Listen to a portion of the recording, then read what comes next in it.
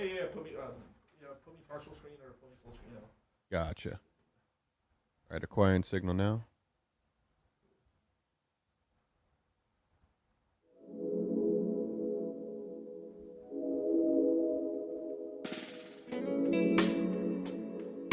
Gotcha. All right, acquiring signal now.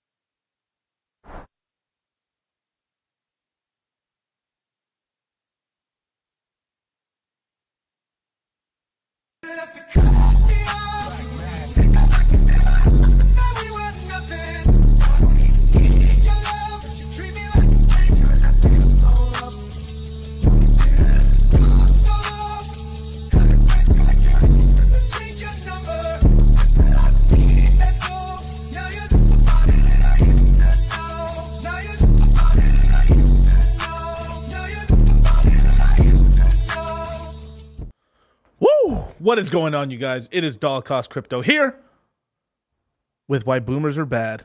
I am joined today by who? Mr. George Carmona. And myself. And Miguel. Yeah.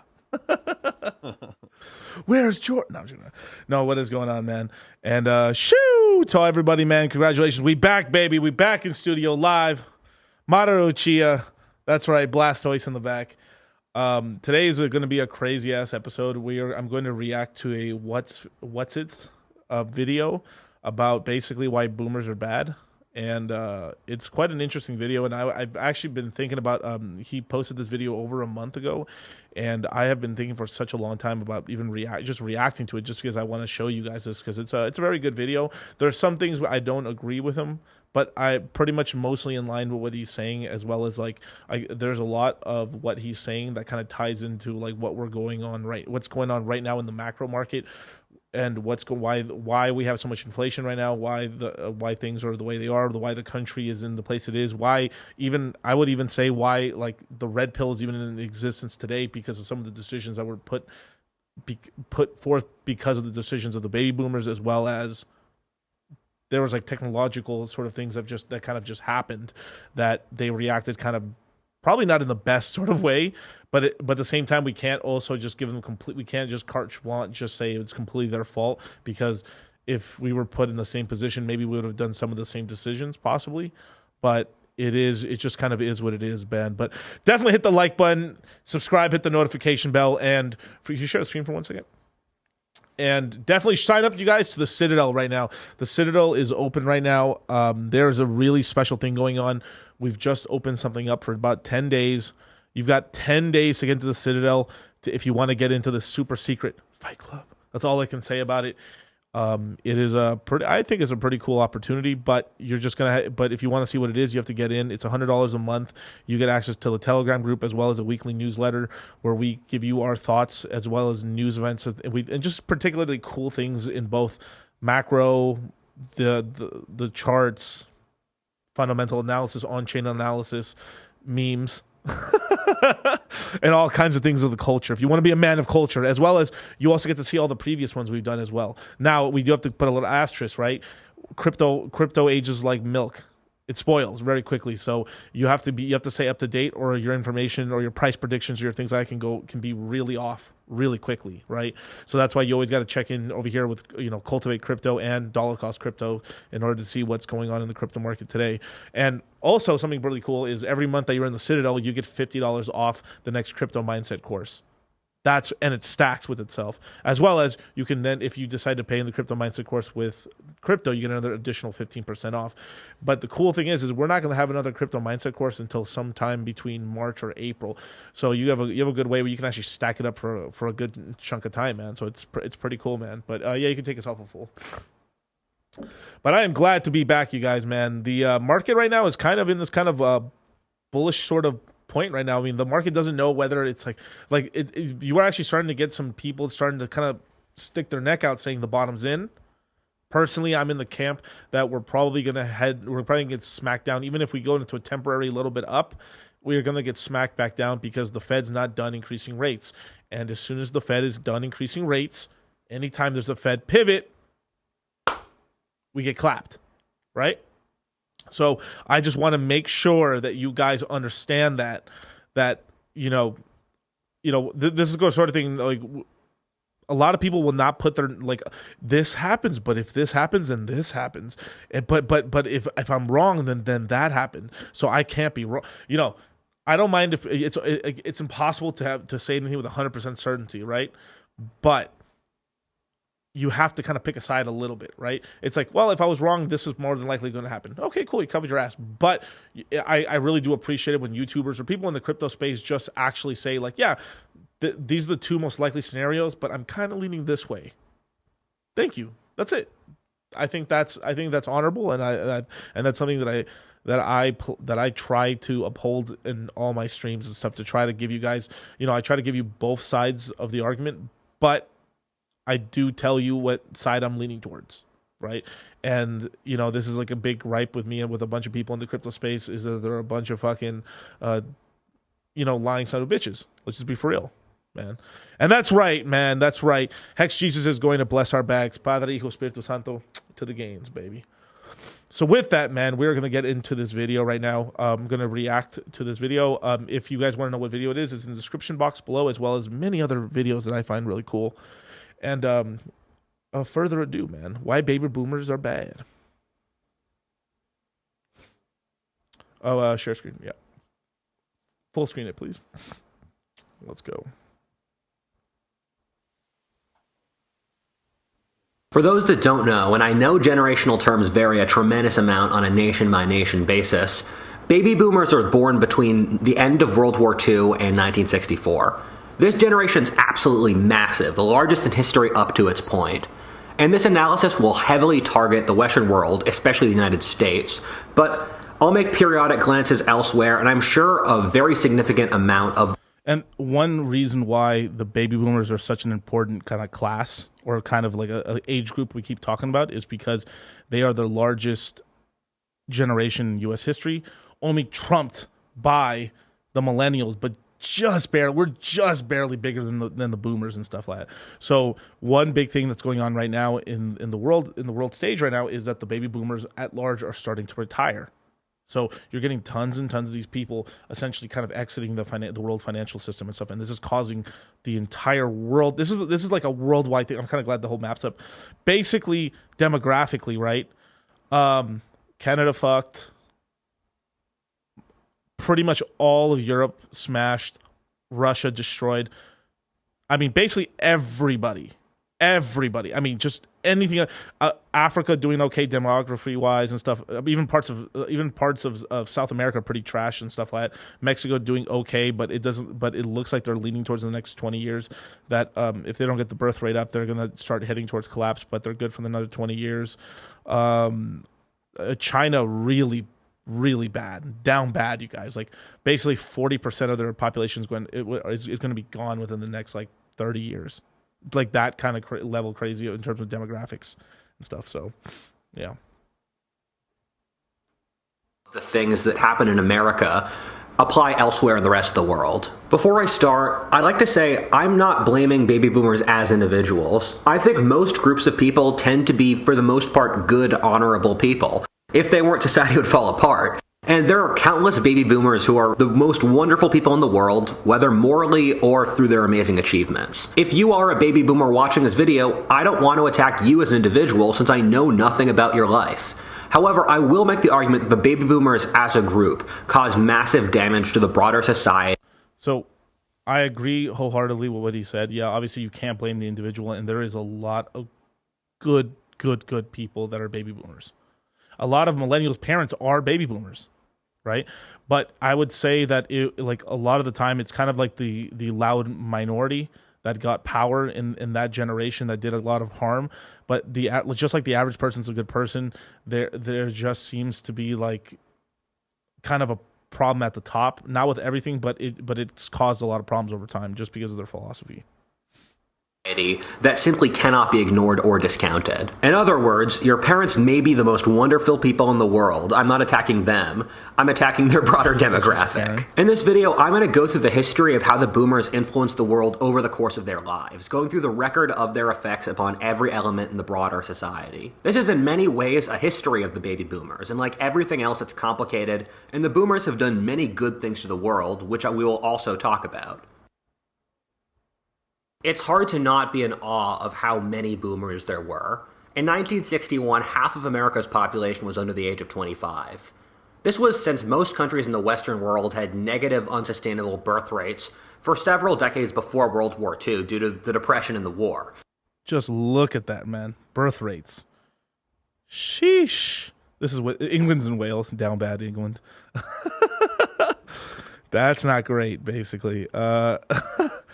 I wish they used some different numbers because it would have been. I like the thing where it tells like the average children per couple or something like that. Usually you want like 2.5 or 3. So like the average couple ends up having 3 kids on average, right? Or then you're like, how can there be like 2.5? Well, some people have 3, some people have 4, some people have 2, some people have 1, right? But it averages out. I think I may be off a little bit here, but I think it's like 1.6. For like most of the developed world and stuff, which is not great. So the reason you want your birth rate to be over 2 is that you literally, if you have 2 kids, let's just say you and a spouse or whatever, or you and a significant other are together and you have 2 kids, well, you've just replaced you and the husband, right? When you have 3 kids, you replace you, the wife, and 1 for the economy. And that extra child is extremely important to support the Ponzi that underlies all the other Ponzis, which is the birth Ponzi, which is not a terrible thing. Like there's this big thing, there's this big push against like having like overpopulation, like what a bunch of crock of shit. The more humans in existence, especially in this day and age, the more we will have more geniuses and we'll be able to actually solve some of these issues and stuff like that. So, have kids, you guys. And for many, especially in Europe, the 20s weren't especially great either. When World War II and the post-war prosperity came, it resulted in people having children like crazy. This raw size has meant, in effect, that for the whole post-war era, until the present, the boomers were the dominant demographic. And this manifested incredibly early by trying to sell to the young adolescent boomer generation. TV shows, toys, and the like were geared towards baby boomers. If you ignore the greatest mass murderers of all time like Mao and Stalin, the boomers grew up in what could possibly be considered the best era in history.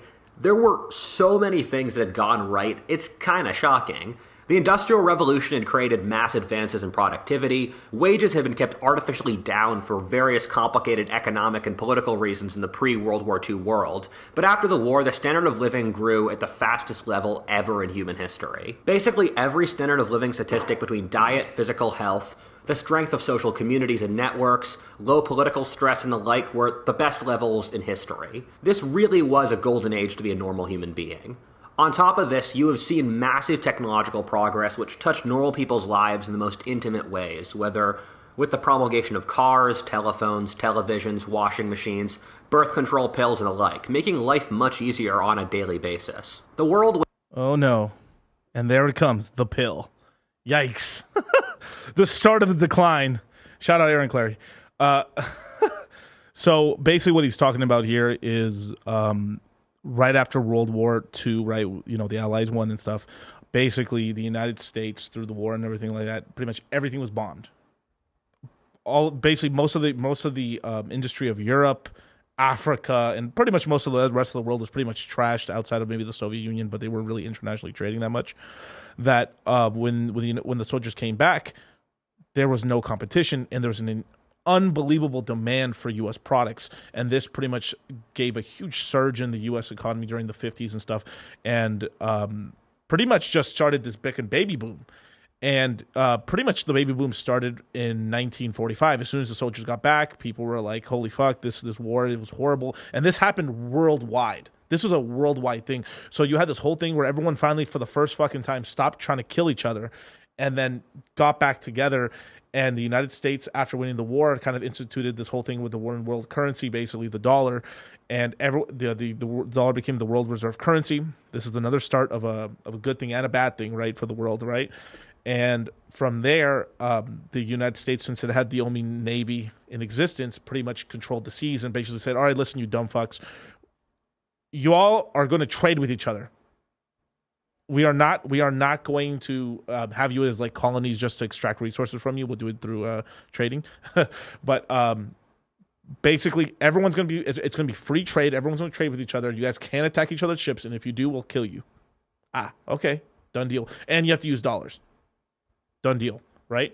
And because of this, a lot of countries who normally don't get to really trade with the world got to finally trade. And this started one of the largest expansions in world history in terms of just the growth of like human development. I mean, like the world actually got to like the world has just been in a constant fight over resources forever, and the United States basically finally trumped on top of it, and then from there just stopped these fucking crazy savages. I'm talking about the Europeans from attacking everybody else and stuff, and then every nation, and roughly, I'm talking about in the world wars, like the world, and there still was like conflicts obviously, but just stopping the major conflicts around the world and forcing the shipments of goods from not being attacked and stuff. And this kind of created like a crazy boom in world population, which spurred like pretty much the next 45 years of just like insane growth from like, I mean, I would even say it's a little bit more than that. It's damn near 80 years, but from like 1945 to 2006, just nothing.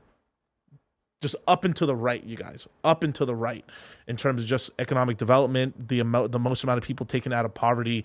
I mean, it's now, if we had lived 500 years ago and then lived now, we're like, damn, this is amazing, right? But it's this whole thing where like, you know, you're a frog in a pot and stuff of like heating water and stuff like that. You sometimes it just becomes normal to you. And this is kind of like the problem that ends up happening with the baby boomers. That is their problem, is that they were brought up in the best time ever to be a human being. Right. And right now, I would say it's the best time ever to be a human being, too, because we're starting to get technology, and technology is the computer chip is pretty much doubling every 2 to 3 years. So technology just keeps advancing and advancing and advancing. And, you know, our major kind of like struggle is keeping up with like technology. And the first. Can you put the screen back on? For full screen, is this the Yasmin? Of course, it's got to be a fucking slutty name. The Yasmin. That's right, boys. I'm on the pill. Yasmin. This right here is like probably one of the most powerfulest and most dangerous technological thing that's ever happened to humans. Is basically the woman, and it could have been on the man side and stuff too, but the woman being able to essentially stop herself from getting pregnant, which just caused all kinds of problems, which pretty much almost led directly to the red pill and this huge problem that we're having right now and stuff, as well as leading into the problems on economic terms, because the pill and how degenerate the baby boomers are as a whole took the society. There's good things and bad things to it, but took the society, and then for the most part, most of the rest of the developed world stopped having kids. And so imagine you end up printing a bunch of kids, and then you need to print more to keep the Ponzi up, and they don't print. The only people who print are the U.S. millennials. So like most millennials are sons and daughters of either older Xers or baby boomers.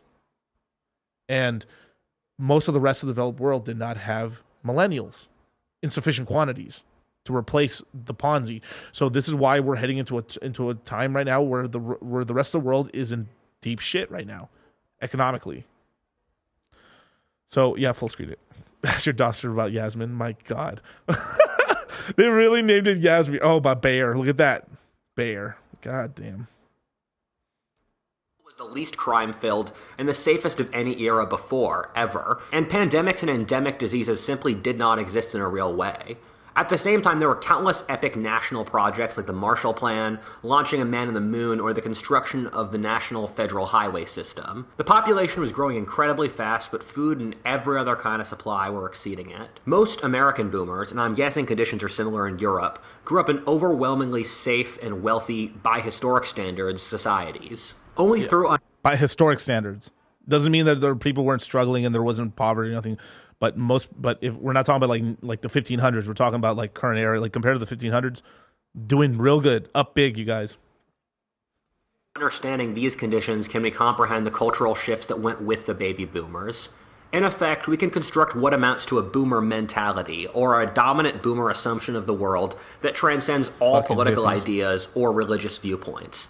This boomer assumption and worldview being, I want everything now, with nothing saved for the future, while at the same time also judging and making assumptions about others in any regard is the worst possible sin. Maybe I'm being unduly unfair to the baby boomers in how I phrased that, but I think across this video I'm going to try to show you all that this worldview has manifested in the real world for decades. And I mean, a big part of this mindset of, I want as many good things now as possible, makes sense with the historical conditions the boomers lived under. In that, for one, they had experienced the most rapid growth in standard of living ever in history. And it's insane how the baby boomers lived very comfortable lives, but many of their parents were coal miners or helped. Yeah, that's a very important sort of thing. You know, a lot of their parents are from the greatest generation or the silent generation. The whole generation thing is a little, it's always skewed and stuff, because somewhat like one part of a generation, the older part could be the good portion of the parents from the next generation. It just all depends on when, and plus people had kids a lot younger and stuff, so it's a little like, so it's always a little jumbled up and stuff like that. But basically, the people who won World War II, the greatest generation, you know, lived pretty rough lives, and then their parents lived even rougher lives and stuff like that. So it was just this expectation of life keeps increasing, and you know, it's kind of a crazy thing. It's just like how much people's lives improved and stuff like that. I mean, outside of like I almost said the vax word, but but like people were like legitimately would like, if you got sick, there's a good chance you're gonna die. You know, like it's just horrible. You know, yeah. I mean, you should look into like Civil War fucking doctors and stuff. They're basically it was just like a hacksaw to cut your limb off if you got shot. Established the West, or lived in horrible conditions. So the idea that things would inevitably get better seemed ingrained to them. And on top of that, this was the first era of nuclear weapons. And so people were basically thinking to themselves, why would I save up if nuclear Armageddon could be tomorrow? So let's just enjoy life now. An incredibly important factor to see with the baby boomers is that they were the first generation to grow up with television being normal. And this probably has massive cultural effects we won't totally figure out for a long time because it's still fairly recent and massive. But in studies, populations that have television have less subtle views of the world, less strong controls over their emotions, and have lower IQ. And there's a couple of really fascinating studies that I recommend. Lower IQ. No, that is really interesting sort of fact, because if you look at what just happened, right? So the basically the silent generation as well as the greatest generation, they pretty much had the rate, like imagine going from no radio. I mean, it's just crazy, the technology. Like you can go to Martin Luther making the printing press where normal people were able to get like the written word finally and something they can understand, the Bible and everything, and then everything else from there. And then hundreds of years of that real like advancement. Then you got telegraph, like Morse code, and then you went to the radio. And then these motherfuckers, no, I'm just kidding. These son of bitches, they got the television, and the television like pretty much dominated for fucking 50 years. And then the internet, and now our generation, the cell phone, and how powerful this is and stuff. And then now everyone's on Fuckbook and on Grindr. No, I'm just kidding.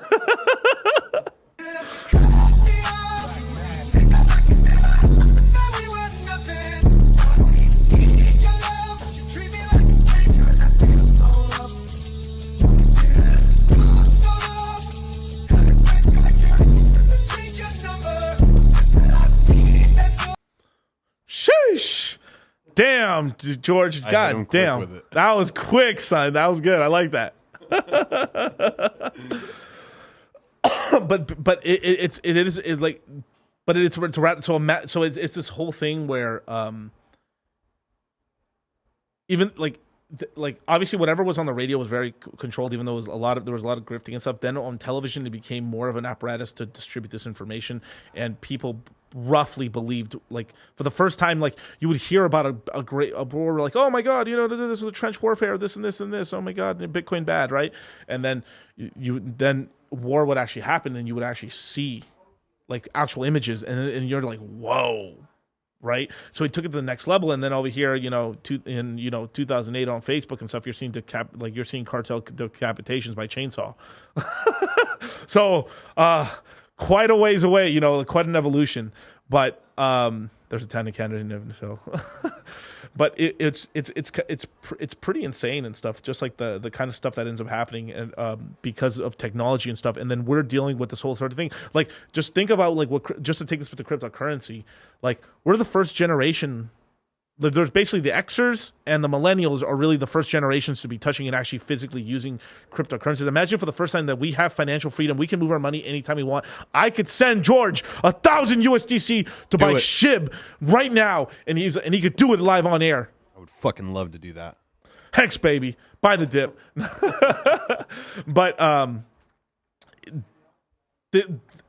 people don't know the ramifications of what's going on. Like we're tasting freedom. This is why this is so damn important and stuff, that we kind of study the past and stuff to kind of know what the future is, because on average, humans are humans, right?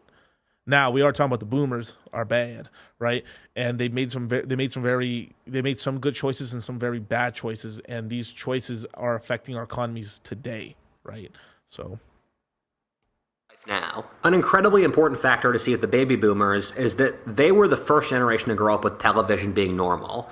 And this probably has massive cultural effects we won't totally figure out for a long time because it's still fairly recent and massive. But in studies, populations that have television have less subtle views of the world. Jesus Christ. So there was a town in Canada named Nuttall that, due to its geography, could not have television before 1973. Right before television networks were introduced, it was studied in comparison to all other accounts by nearby towns that did have television. The results were fascinating, in which the town without television had higher IQs, less aggression, more self-control and empathy, and oh my god, dude. So no wonder there's so many cunty ass people out here, man. Dead inside, you guys. That is crazy, but it makes sense. It makes sort of sense, and that's with the TV of back then, because the TV of back then was a lot more civilized, and so it's just, you can only imagine why we get the certain things we get. It's this little, just give them an inch and they'll take a mile, right? But over a long period of time, just moving the boat 1 degree to left or right over a long period of time could just lead us into degeneracy.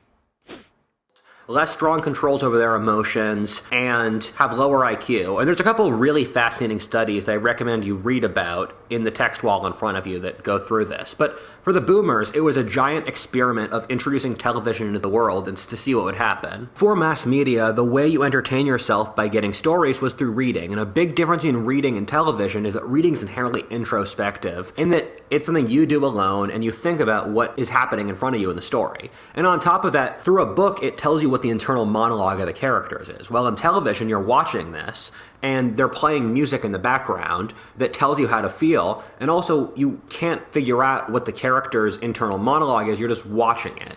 And that requires a less degree of comprehension and a less degree of thoughtfulness than reading does. Also, there was a rapid shift in parenting styles of the baby boomers, in which in previous generations, the idea was that the role of parenting was to get children to grow up to be adults. And you should put responsibility in children's hands and tell them to adapt to the adult world so as to be ready for adult life. But with the baby boomers, there were new theories of parenting that gained large currency, which basically said you should try to appeal to your kids and work with them more and be more generous with your children and not try to control them too much unless they don't get neuroses like what Freud talks about. And so you had a generation of much more permissive parenting than what you would have gotten before in history. When the boomer generation first made itself felt, this was incredibly plain to see. In fact, due to their raw demographic strength, the 60s, when the oldest baby boomers were in adolescence, almost has the feel of a national civil war in America to it. The 1960s is easily one of the greatest cultural shifts ever in the whole history of the world. Yeah, a lot of stuff happening in the 60s and stuff, right? So I will say one thing though is that we also can't put all we're gonna put a lot of blame on the boomers because they really did some fucked up shit and really stupid things. But all right, this is one of my favorite examples. So a lot of you guys probably saw the movie 300 and stuff where you saw that guy with the fucking hump sell out the crew for like one night of sex. Right? He sold the entire crew out for one shekel, basically, right? And this is a joke I made with my brothers a long time ago that it was like, yo, and I've said this in crypto as well, in different things. So it's like, the boomers sold everyone out for like 5 years of like hippie sex. That's what they did. They're like the pill, right? Free love, man, free love and shit. Disgusting ass fucking mud, fucking foot cheese sex, not taking shower, fucking hippie sex and stuff. And then it would cause this fucking calamity where like families can't get together. The birth rate's fucking crashing down and stuff like that. There's a large amount of fucking people who've never had, like a lot of males who've never had sex and stuff, women whores. Just the amount of calamity that's happened to this point now that, we've had this kind of jerk reaction to defend the system, which has become basically the red pill in order to like save this entire system. And so this is why we say the red pill is so damn important, right? Because this is actually like an autoimmune function of the system saying, yo, the female is out of control. Because basically a bunch of like snaggletooth ugly motherfuckers traded out the entire human race for like a couple lays. Shout out Black Ice, baby. Shit. What's up, buddy? What's up, bro? Come in the camera, man. All right, man. Hey, man. Shout out to you, man. What's up? Yeah. All right, man. We're talking about these nasty hippies, how they sold out the crews for sex. Who? The hippies. The free love era and stuff like that, with the birth control pill and everything like that. Oh, 1965. Yes, sir. Hormonal birth control. Mm-hmm. That messed everybody up. Yep. That's the beginning. That was the beginning of the end right there. Well, not the beginning of the end, but like the start of just the slope of degeneracy. And it was this whole thing of like, yeah, now we can have free love. And it was this whole thing pushed out by the hippies. But then eventually it kind of once kind of women figured out like the power, because anytime you're given like this kind of thing, you don't know how it really works. Oh yeah. You're playing by the old rules. And then eventually women started playing by new rules.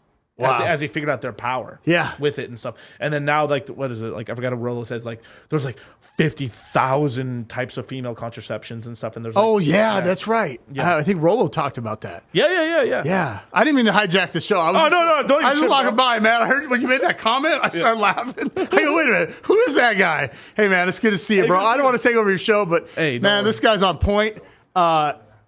What's Logan Paul's crypto? Did you talk about that? You should talk about that. Yeah. That's flying everywhere. I got to run. Yeah, But we'll do a stream soon. okay, yeah, sure. We'll do a stream soon and stuff like. But yeah, Logan's getting a lot of shit for his NFTs and stuff. I Right now. heard that, man. Yeah. Okay. All right, bro. Love you, man. Stay strong. Love the watch.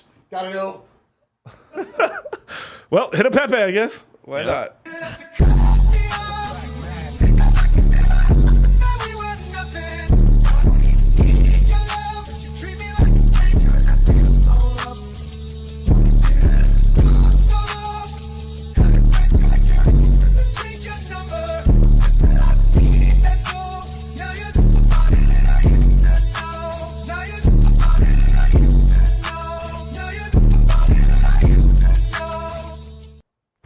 Only at Sticky Paws does that happen. No, literally, dude. I was gonna cut it to me and say this only happens at Sticky Paws, where you get to have high profile guests just hop on for a sec. A second is It's crazy. I mean, I just heard him laughing in the hallway. I was like, but it's true. This is what happened. Like basically, they sold us out for like a fucking like 5 years. No, not even 5. Okay, when did it really end? With 19. I guess the hippie era really ended. 1969, basically 1969, and then pretty much ended with. I mean, then you had like sort of like kind of war's bad, man. Fucking Vietnam. And then grifter. I would call those grifter hippies, and then eventually they all rugged out, and then they went all fucking Wall Street in the 80s. Facts. Yeah. Facts. So- Drifted to cocaine. So literally, they were all hard left, and then went straight deadly capitalist, fucking narco capitalist, fucking trickle down economic capitalist and stuff like that. Money printer, baby. And then this is why the way we are, because we're like, I'm a millennial and stuff. I think my dad's like, what was it? He might be like the youngest boomer, basically, in terms of I think it was like 1964 or something like that. And it's just a sort of thing where like they have this whole thing about like printing money and doing all this stuff in excess. So everything they do is like over the top, and this is kind of why a lot of the millennials have like this overconfidence thing as well and stuff, because you are top, you like monkey see monkey do, but it's at the end, like your parents could tell you one thing, but you actions speak louder than words. Right. And if you see them do degenerate shit, you're like, fuck my parents, I ain't doing that stuff. But you're still doing the same level of going there and stuff like that. And then, so just to go back to my original point, right, which is we can't also put all the blame on the boomers, because even the greatest generation, but they made these fuck ups. Mm-hmm. Who raised the fuck ups?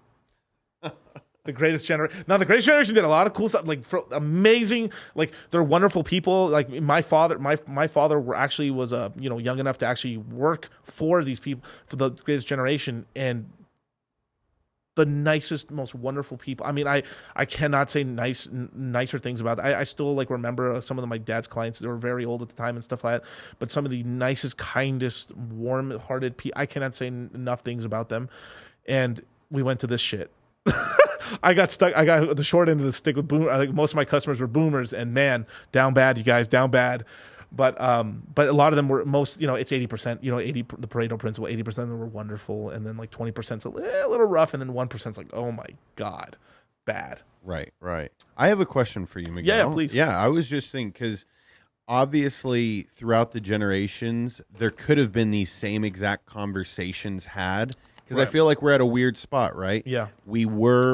Certain people are chasing like this overconfident look that we may have inherited from our parents. But then again, a lot of what like blue pill ideology would like lead to is softness. Like softness is now like the next wave, right? Because everyone was trying to go get it in the 80s and 90s. The big tech boom, we're super overconfident. But now what could be in is like the soft boys, like the hippie sex. Like, dude, is this hippie sex time? Are we selling out? Like, it's kind of like I can only relate it toward like crypto a little bit in terms of like we're leaving. Like I would say 2017 was where we're leaving like the old like hippie, the real true hippie, like the real, like they're really about like the real libertarian people in crypto, and we're now heading to this sort of like capitalist sort of like traditional space crypto people that we don't like. Like I managed to see, I was early enough in the crypto space to kind of really get that sense of like libertarian, like, yeah, send money here, man, like let's do this and stuff. Yeah, fuck the government, man, control our own keys, brother. You know, like, you know, like not your keys, not your coins, and this, right? And then but at the same time, it's the same thing for like my age group and stuff where I was playing on the jungle gyms, and then I was old enough when my dick started working to actually be using the internet in my phone.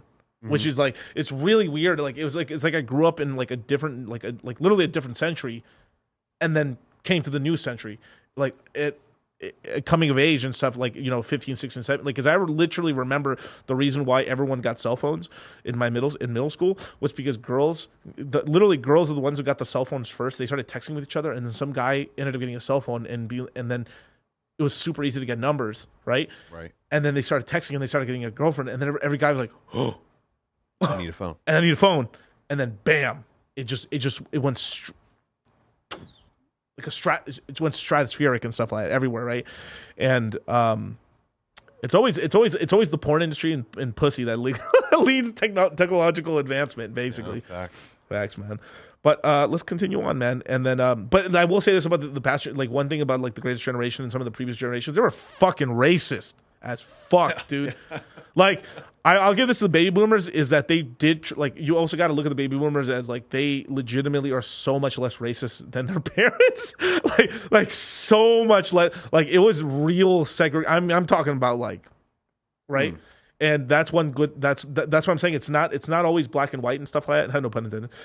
It's not always black and white. So there's a lot of gray zones right there, right? Where they actually did do a lot of good things for society.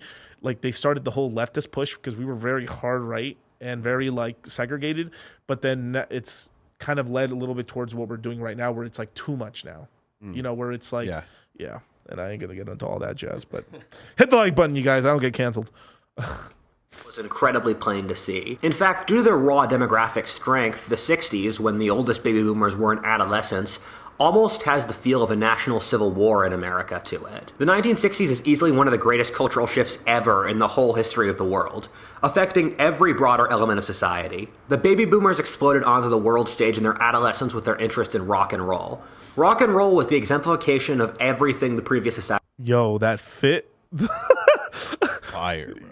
Double-breasted? I know, I like the jackets, but the boots with the skinny, it's like damn near skinny tight. I don't know, bro. I don't know. No, I like up top, but you're right. Those are some tight-ass pants. Bro, them cankles, man. You can taste the denim. Society stood against, whether black people, Christian prudery, humility, and self-control. That's drip right The there. rock stars that came out of this movement were hypersexual, self-aggrandizing, often addicts and the like. The phrase literally goes, sex, drugs, and rock and roll, for a reason. However, rock music was absolutely incredible, probably being the largest revolution in music ever.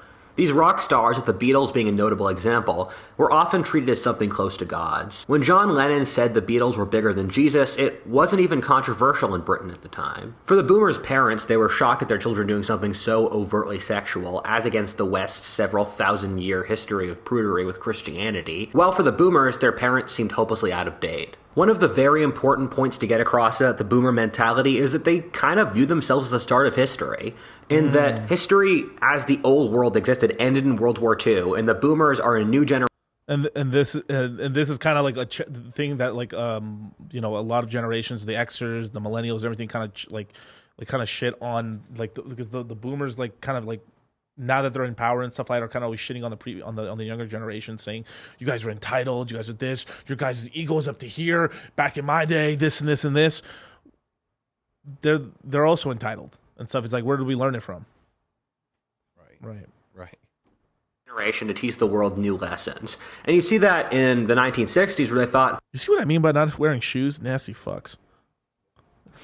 all we need to do is love and chill and vibe, and everyone who's older than us is stuck up and old. That makes sense in some regard because the world wars are so massive that they do kind of form a bookend, but I think it's one of the boomers' most notable flaws, in that they're unwilling to listen to the lessons of previous eras because they believe themselves to be so special. And I mean, you see this in the emphasis baby boomers put upon the events that happened in their youth, where for the baby boomers, they view the death of John F. Kennedy, the Vietnam War, and Watergate as truly historic events, but they're not really. America's had previous political scandals, it's had wars, it's had presidents getting shot, but for the baby boomers, because it happened to them when they were young, it must be a truly important event, because they are the start of history. And just from my personal experience, I remember growing up in high school and middle school, which were foreigners as roughly ages 12 to 18, I read 5 books in the Vietnam War because the educational system I lived with was built off baby boomers. And I just thought to myself, why are we reading at this Vietnam War rather than World War II or the Crusades or the Roman Empire or something of higher historical importance? That's facts. That's facts. Hey, that's facts. That's true. Dang. Shit, does that mean when we get in power, like we're gonna be writing, like there's gonna be like 15 books about crypto history? All right, this is what happened in 2016. This is what happened in 2017. This person grifted this person. Jake Paul this. Justin Bieber bought a Bored Ape for $1 million, and do you know now it's worth $69,000? Down bad, you guys. And it's because the boomers believed their own generation to be a truly historic era in history. Only by taking this viewpoint that they are a truly new era of history can you understand how fast the cultural shifts that occurred under the boomers did occur, with a notable example being the sexual revolution. In 1960, to sleep with a girl, you were expected to marry her. In 1970, to not be a virgin upon leaving high school was considered taboo. And Fuck, man, if Rolo was here. Soon, you guys, soon. No, but yeah, that's the whole thing. Yeah, you would, and then there's this whole thing too, where like we're pretty much you would get into a relationship off of like a friend group or a family member recommendation, or like there was like sort of like a tie-in to it and stuff. And actually, this is something like Michael Sartain talks about, that like most relationships, most long-lasting relationships are basically because of a recommendation of somebody in your social group. Not just some random person you just smashed on Grindr.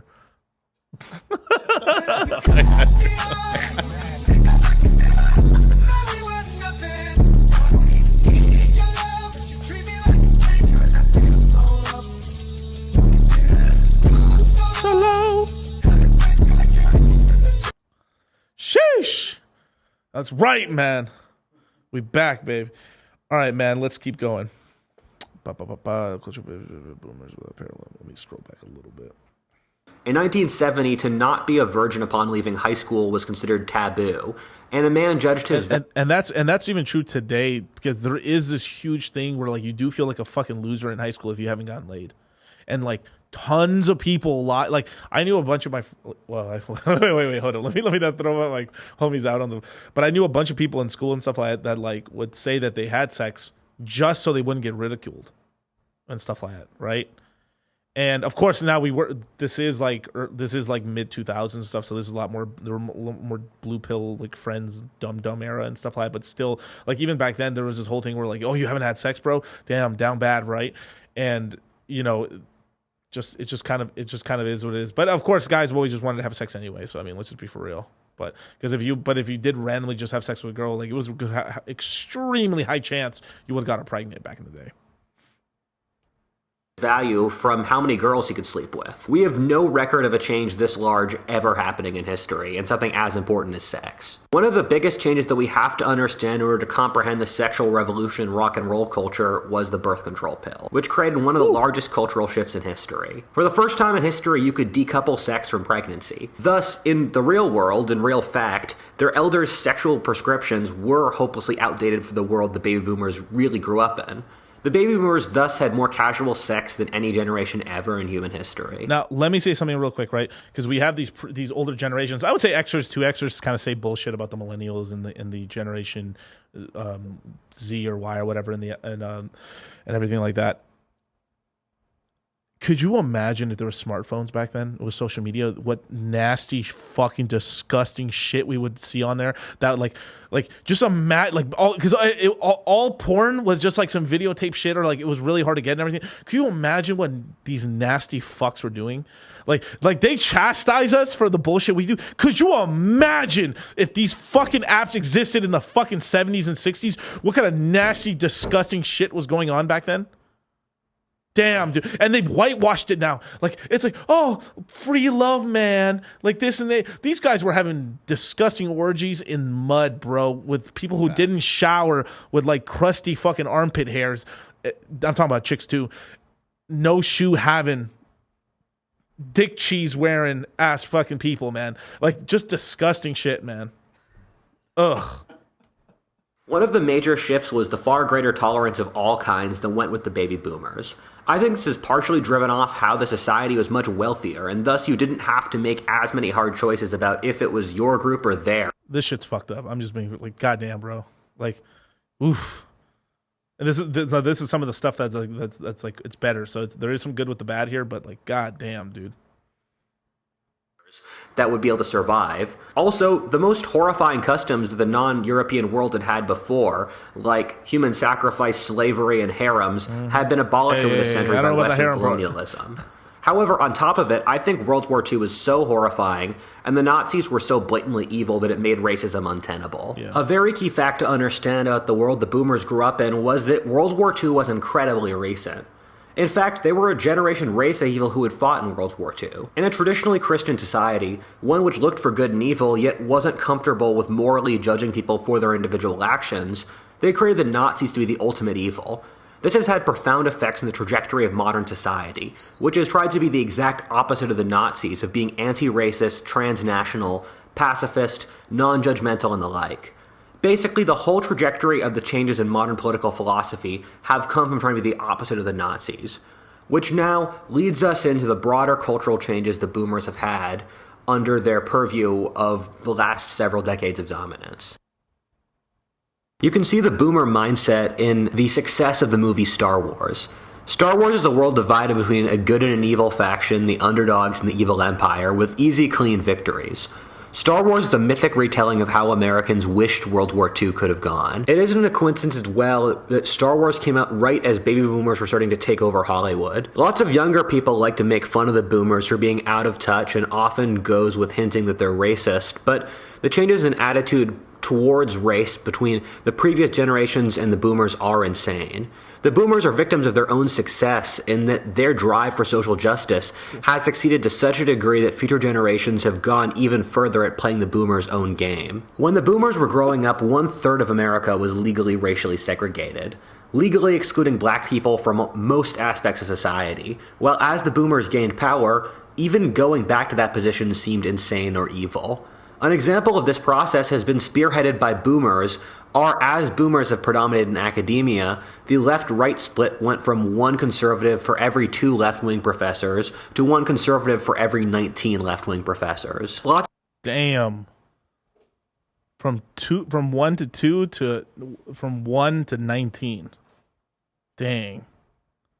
Lots of people are going to say here, the boomers are conservative, what are you talking about? And that is true in one regard, and the boomers have had a tendency in America to be economically conservative. However, to say the boomers are socially conservative is in many ways kind of funny, because that's also kind of like semi-true, like, but that mostly probably has to do with more with age, as like typically as you get older, you get more conservative. Even though you're lefty and stuff like that, you still are. You can be more conservative and stuff because you're just getting older and you have the money and stuff like that. So I mean, that's not entire. I mean, to my personal opinion, that's not entirely true. When they were younger, they were significantly more lefty. The boomers are so much less socially conservative that their children are basically saying the boomers are conservative for moving to so much further left than their parents that the boomers in turn have become the new moral center. So because they started because they started going to the left, like on average, the whole generation was to the left. And obviously, there's good things with it, and stuff started ending racism and all this other stuff. So yay on that stuff. But then what happened is they kind of took it a little too far. That then their children started going lefter than them, and then they started saying, "Oh, all you boomers are a bunch of fucking like Republicans and stuff like that, and people on the right and stuff in the center, and we're on the left now." So they went so left that, in order for other people to become left, they went radical left, and then people went, and then what radical right would be is just kind of like normal conservatism for the most part, outside of like shout out the Proud Boys, but no shout out to the Proud Boys. No, but that's kind of what it is though. So like I'm told like it's this weird shit where like I am in agreement with like yeah we did need to go to the left because it was like with this racism shit and this like slavery and all this what the fuck but then there wasn't like a sort of like stopping there and then it just got a little out of control. The brilliant historian Carol Quigley talks about how the Western world since the Renaissance has gone through ideological phases, each lasting around 80 or so years, and I don't have time to get fully into his theory here, so read this text wall if you're interested. But writing in the early 60s, he posited that the post-World War II era should be called the era of social justice, and that the main aim of political cultural change since that time has been to help oppressed groups. We've seen this in the years the baby boomers totally dominate America, from let's say the 1980s to the present, have seen the largest shifts towards liberation of various oppressed groups like black people, gay people, and women than any other era ever in history. This care for the oppressed is one of the boomers' most positive traits. Yeah. However, this caring for oppressed groups is a part of the boomers' belief in permissiveness, or let it be, applied to the highest degree possible. Baby boomers are terrified of applying moral judgment to any group or individual. With the positive side of helping oppressed groups comes the negative side of an inability to make any kind of moral judgment. At the same time, trying to judge the group is seen as cringe or antiquated. This is how the social changes that occurred so quickly under the tenure of the boomers, such as mass immigration, entrance of women into the workforce, mass acceptance of gay people, rise of the trans movement, increase in racial tolerance, mass acceptance of gay... Let me go back a little bit. So now some of the things that they did had a negative effect on the economy over the long term and stuff like, but there wasn't really positive sort of things. And now the United States has always been sort of a melting pot and they've always allowed a lot of like immigrants to come to the United States and stuff. This is actually one of our biggest superpowers is that typically countries are kind of homogenous and stuff like sort of like Japan, how they're pretty much mostly one race. Where the United States has just taken like it's kind of crazy if you think about it. At one point in U.S. history, Irish were considered like kind of lesser human beings or something like that. Like it's kind of crazy. It's like they were considered like black, or it was like during that time and stuff. Because actually worse than that because there were like these guys, these like fake whites were taking jobs from real whites or whatever the hell, or from the WASPs or whatever. Right now. But we're the best country at assimilating different groups. And what this has allowed the United States to have is a superpower in order to, we keep allowing immigration to happen here in the States. When people move to this country, they end up having more children than average. And this is what's one of the reasons why it's really helped our birth rate over time, is that we've allowed immigrants, and allowing immigration is a good way to actually increase the birth rate, which continues the Ponzi. Basically, it's a way. It's basically a way to essentially like increase the gas on that, as well as keep costs down for labor, which but that's kind of the negative on it and stuff like, because then you have downwards price pressure on wages and stuff, because you have more competition for certain jobs and stuff like that, and then that frees up other people for they take up lower end jobs and stuff, and then the people would have gone to those jobs, try to get higher jobs, and that causes more competition for those middle jobs and stuff from there. And shout out to the chat, you guys. Shout out, man. Sheesh. Hit the like button, subscribe if you want more of this info right here. But this is the big bonus right here, because it's America's superpower, and a lot of other countries are very, very, very, like a lot of other, especially in places like Europe and stuff. Europe's like, for the most part, they kind of put themselves on the pedestal that they're like the peak of civilization and shit and everything, but it's a crock of shit. Like F in the chat for fucking Europeans.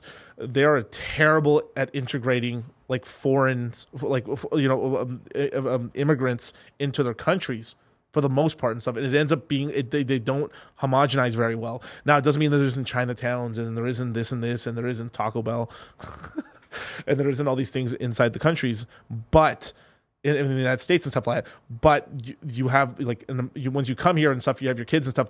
You're American, right? There's a lot of people in these other countries, especially in Europe and stuff, and all over the world, where they don't really integrate very well. They're still a part of the society, but it's very difficult for other countries to actually assimilate. That's the United States' superpower. such as mass immigration, entrance of women into the workforce, mass acceptance of gay people, rise of the trans movement, increase in racial tolerance, mass digitization of society, deindustrialization, and the like. Many good or bad things are able to happen so quickly. Ooh, look at that growth chart. Damn. Ching, ching, ching. And believe it or not, cell phone usage grew twice as fast as this, and crypto's growing twice as fast as cell phone usage. Damn. Any people who criticize the waves of change would be mocked as being behind the times or not getting it. For the baby boomers who grew up in immense comfort and with immense strategic stability, the idea that changes in behavior could result in the death of the group seemed foolish. Nothing could be less cool in the baby boomer generation than in criticizing someone for being too sexually loose, using drugs too much, not honoring their parents, and the other values that society has traditionally prized in order to maintain social unity and survive. The worst insult to a baby boomer is to call them square. The baby boomers were a massive tidal wave of cultural change that pushed... And the reason they hate that is because their parents would say that to them. The old 1950s, 40s, you're an L7 loser, right? And this is kind of where I get the Pepe in the box and stuff, like two L's, L7, you're a square, right? Well, the parents would say that to the boomers, and then the boomers were like, fuck, and because the parents would say that, they hate that. That's why they hate being called squares. Towards permissiveness without really thinking why. Although these started in their earlier forms for decades before the baby boomers, they kicked into dominating society with the baby. Yo, that's drip. The monocle, man. Yo, I don't know. This boomer's all right in my book. Baby boomers. One of the best anthropology books I've ever read is called The Lonely Crowd by David Reisman, written in 1949, and it's about the cultural changes that had taken place in America since the 19th century.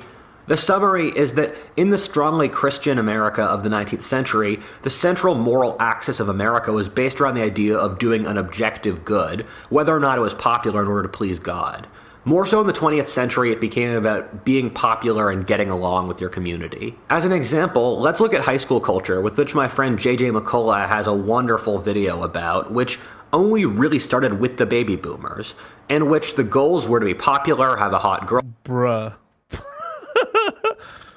Punk goth scene. I think that one's completely dead. Goth is still alive. Supposedly, I actually saw some really interesting stuff that actually, like, in the UK is so behind on trends that as soon as they get a trend, they keep it alive for way longer. So there's this whole thing where there's a ton of teenagers still dressing goth, legitimately in the UK, and this is like a real thing too. Shout out Birmingham. Keep it alive, baby. Friend, throw lots of parties and drink a lot. If you look at teen movies, these are viewed as moral goods in of themselves. If you compare this to the world of the 19th century, you see very different results, in which in adolescence, in a much harsher world, it was viewed as a mini adulthood, and a young man should aspire to be an adventurer, an inventor, or a tycoon.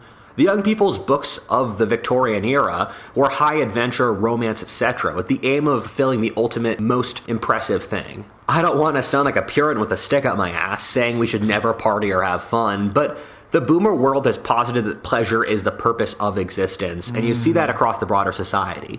When you look at 24/7 roadside fast food joints, alongside pop songs with repetitive beats and scantily clad girls, you see the hidden baby boomer conceit that the world has no meaning except pleasure and dopamine hits, which just is not true. Partying is fun. I mean, for Christ's sake, I help run a social club and I party all the time, but I have no illusions that partying's meaningful in of itself. It's a fun way to cut loose, but after 3 nights of going hard, you feel terrible, and I haven't ever met a happy fuckboy. Hedonism gets depressing fast, but the drive toward... What? Oh my god, that was such gold. It's a fun way to cut loose, but after 3 nights of going hard, you feel terrible, and I haven't ever met a happy fuckboy. Hedonism gets depressing fast, but the...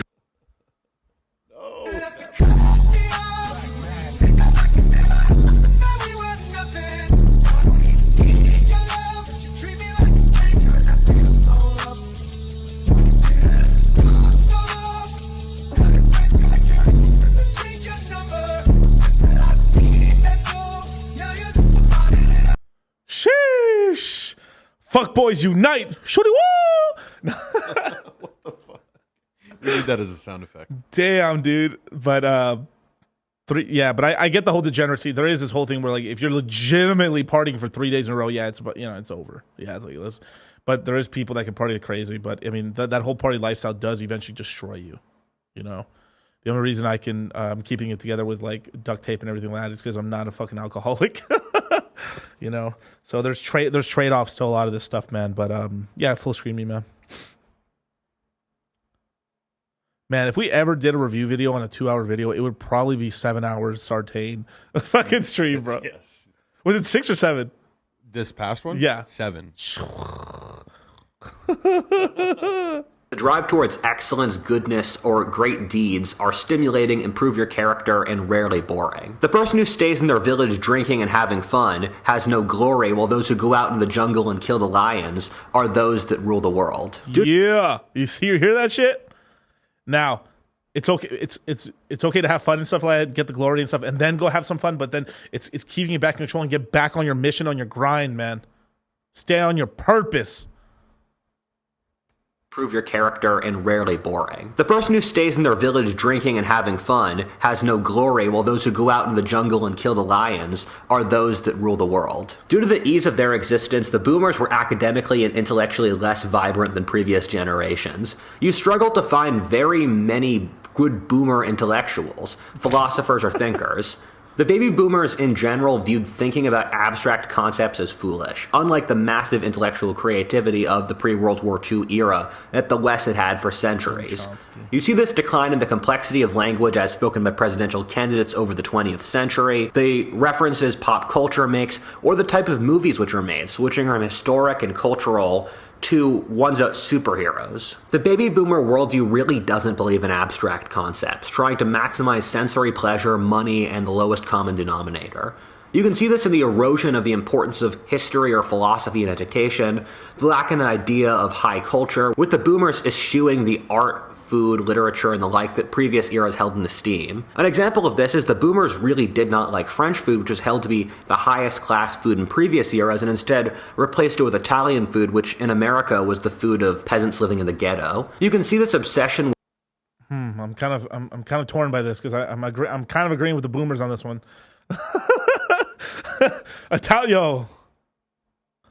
Yo, chat. Yo, what's like? Type 1 in the chat if Italian food's better than French food, or type 2 if you like French food better. I'm actually curious about this, man, because I'm typing 1 in the chat for myself. I love Italian food over. No, that's why I'm a big boy. But them carbs make you strong, man, dude. I just touched the bench the other day, man. I was benching for reps and stuff like 255, just like no train. I hopped on no stretching, which is bad. Shouldn't you always do that? Yeah. Like nothing. Let's go. Now workout? Yeah. I've been getting back in the workouts. I'm so like now that I'm out of the courses, man. It's time to get fuckboy sitting. It's trying to get lean and stuff like that. And I'm getting my diet. I've got my meal preps and everything done and stuff like that. A lot of it's good stuff, man. Shout out to O'Neill and stuff. We're gonna be training pretty soon. Yeah, but shout out to Japanese food. No, and that's kind of the beauty of it. Like growing up with all these foods and stuff. It's like we can appreciate Mexican food, Italian. Like I go out of my way and say like, oh, I want to eat French tonight. When? Like seriously, like F in the chat for France, man. Like I've been telling you, man. Like at some point I'm going to do a French Illuminati stream. Like the reason Europe is the way it is because the fucking French. It's not the Germans. It's the French. You guys don't understand, man. Flip floppy motherfuckers. No more tamales. Hey, yo, chill. Money, and that the only intellectuals who have made. Let me scroll back a little bit. There we go. Esteem. An example of this is the boomers really did not like French food, which was held to be the highest class food in previous eras, and instead replaced it with Italian food, which in America was the food of peasants living in the ghetto. You can see this obsession with money, and that the only intellectuals who have made a dent in modern society are economists. And most boomer presidents viewed the economy as their own. Now, this is a good and bad thing, is that boomers do respect money. Right? And it is this whole thing where like, the conservative side of the boomers is like they really do give a fuck a lot about money and stuff like that. And the millennials, and like me as a millennial, I've gotten that and stuff. It's one of the reasons why I'm so attracted to cryptocurrency space and stuff like that, because it's one of the few places where you can actually get upwards mobility in this whole thing. Like right now, it's one of the hardest times ever to get rich. And in crypto, you can get rich in crypto, and not just rich, but wealthy over time and stuff. And you can make gains and stuff. I call this, you can see the top, you can see Mount Olympus for a second. A lot of people in the bull market had some, like from the previous bull market, had money in their portfolio and saw their portfolios hit hundreds of thousands and millions for a second. Just seeing it's possible is powerful. right? And the like this is kind of what I agree with him on, that like they do respect this sort of thing. So it's like if cryptocurrency wasn't about this whole money thing, I think they would have crushed it a long time ago. But because it's money and stuff and everything like that, they're trying to coerce it and control it and stuff like that. Which I think, because of how intelligent they think they are, is going to bite them in the ass, and going to be our way in to rug them out of the system. Your top issue. To try to be cultured in a boomer circle is to try to be superior to the group and thus arrogant. Meanwhile, to talk about honor, duty, truth, and the like in the boomer worldview is to be hopelessly uncool. The baby boomers have left us with a society that acts as if physical pleasure is the only thing that exists, and any kind of moral standard or sense of duty is evil. I think the most pertinent example of this is with the very baby boomer idea of love. In the 60s, it was commonly said, all you need is love. However, there is no legitimate explanation of what love means, and if a term is that vague, that means there's no way it can be applied in a constructive way. There's no explanation how to love the people in your life, whether your family, your friends, people you work with, and love here is also heavily conflated with sex. So basically what ended up happening here was that in Christian philosophy was a profound statement on how to live life in the hands of the baby boomers became the license to fuck as much as possible, without any kind of explanation on how it would actually improve the world. With the baby boomers' various cultural changes, they have in effect been dropping any sense of social duty they have in exchange for short-term pleasure. We can see this with sex, in that while the boomers had large amounts of sex, after them, numbers started to collapse. A big reason for this... What the fuck did I just say, you guys? Look at that. The chart don't lie. Up and to the right. Virginity. On the rise. Damn. Down bad, you guys. Down bad. And then on the 2008 thing, it was basically because of financial struggle and stuff like that. So like the economy was really down. So that's pretty much what kicked that up as well. And then you had the radicalization of more of the feminists. The feminist shit just got even crazier from there. Is that free love, when applied, results in low-trust strategies like being a fuckboy or being a crazy girl that erode social trust, thus meaning everyone has less sex decades down the line. This lack of sexual regulation has resulted in the boomers being the last real generation of any size in most countries in the world. Now, if you look at the map right here, right? It's pretty much out of all developed nations, pretty much the United States is still sort of. I mean, like we're kind of even our birth rate's not doing great right now. I think we're like at like 2 or just under replacement right now, while everyone else is in full decline. But the thing that's kind of holding us over is basically my generation, the millennials, are equal to the population, or I think it's slightly larger. I think it's like 5% larger, if I remember correctly. Our generation is just slightly larger than the boomers.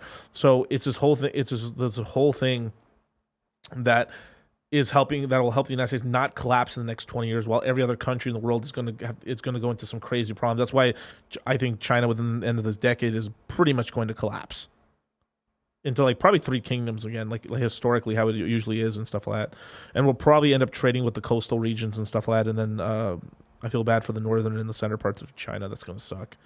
But it just kind of is what it is there. One thing, the reason I wanted to say that, so demographically, right? The boomers are retiring right now, and because they're retiring, they are. And this is not like most people. This is not like some magic plan, right? It's a sort of thing of like demographics is sort of like this, right?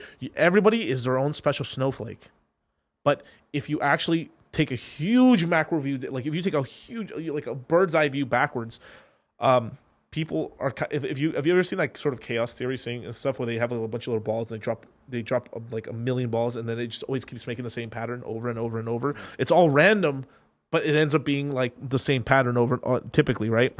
Now, you could be your own special snowflake, and there always is like little rules for like you can be so exceptional that you're not the average, but the average is the average. It's most people. And what ends up happening is that once you get to a certain age, you start going like, oh fuck, man, I should start saving money. Maybe so what happens is in your 50s, your kids are out of the household for the most part. Some people stayed with their mom and dad until 25 or 30, but around that time the kids are out of the nest and stuff, and around your 50s is really when depending on income and IQ and stuff like that, your income really starts peaking and you start earning the most amount of money. You start saving and investing a lot of your money. This capital comes into the market, And this capital that comes into the market, typically from 45 to 50, is really the age where a lot of people have this epiphany phase, the epiphany phase for wealth, that they start, oh shit, I need to start saving money. And they start saving more money in the bank. They start putting more money in the housing, and they start putting more money in the equities market. This capital makes the entire system flush with capital. This is why we had kind of the lowest, I mean, we had rates down because of the Federal Reserve, but we had like some of the lowest borrowing costs on capital ever because we had the baby boomer generation all hitting this sort of this peak max phase, right? And what's going on with that is all this capital is hitting there, and then what's going on is since now they're hitting another epiphany phase, which is like, oh fuck, I need to retire. So they're instead of being net contributors, they're withdrawing capital now, and this is like short circuiting the entire system. And this is why I kind of laugh at this whole thing where we're not going to be printing money. They have to print money. Outside of the United States having millennials, everyone else has 50 to 60% less replacement people for the boomers as in their millennial generations. So that means that there's not enough of their money there's not enough of them buying into the Ponzi to pay out the boomers their retirement. So how are we going to fix this shortfall? Printed money. That's how. So this whole thing about money print, like they have to print money. This is why, if you actually look at it, why is the dollar the strongest currency right now outside of it being the world reserve currency? Every other currency is getting fucked right now.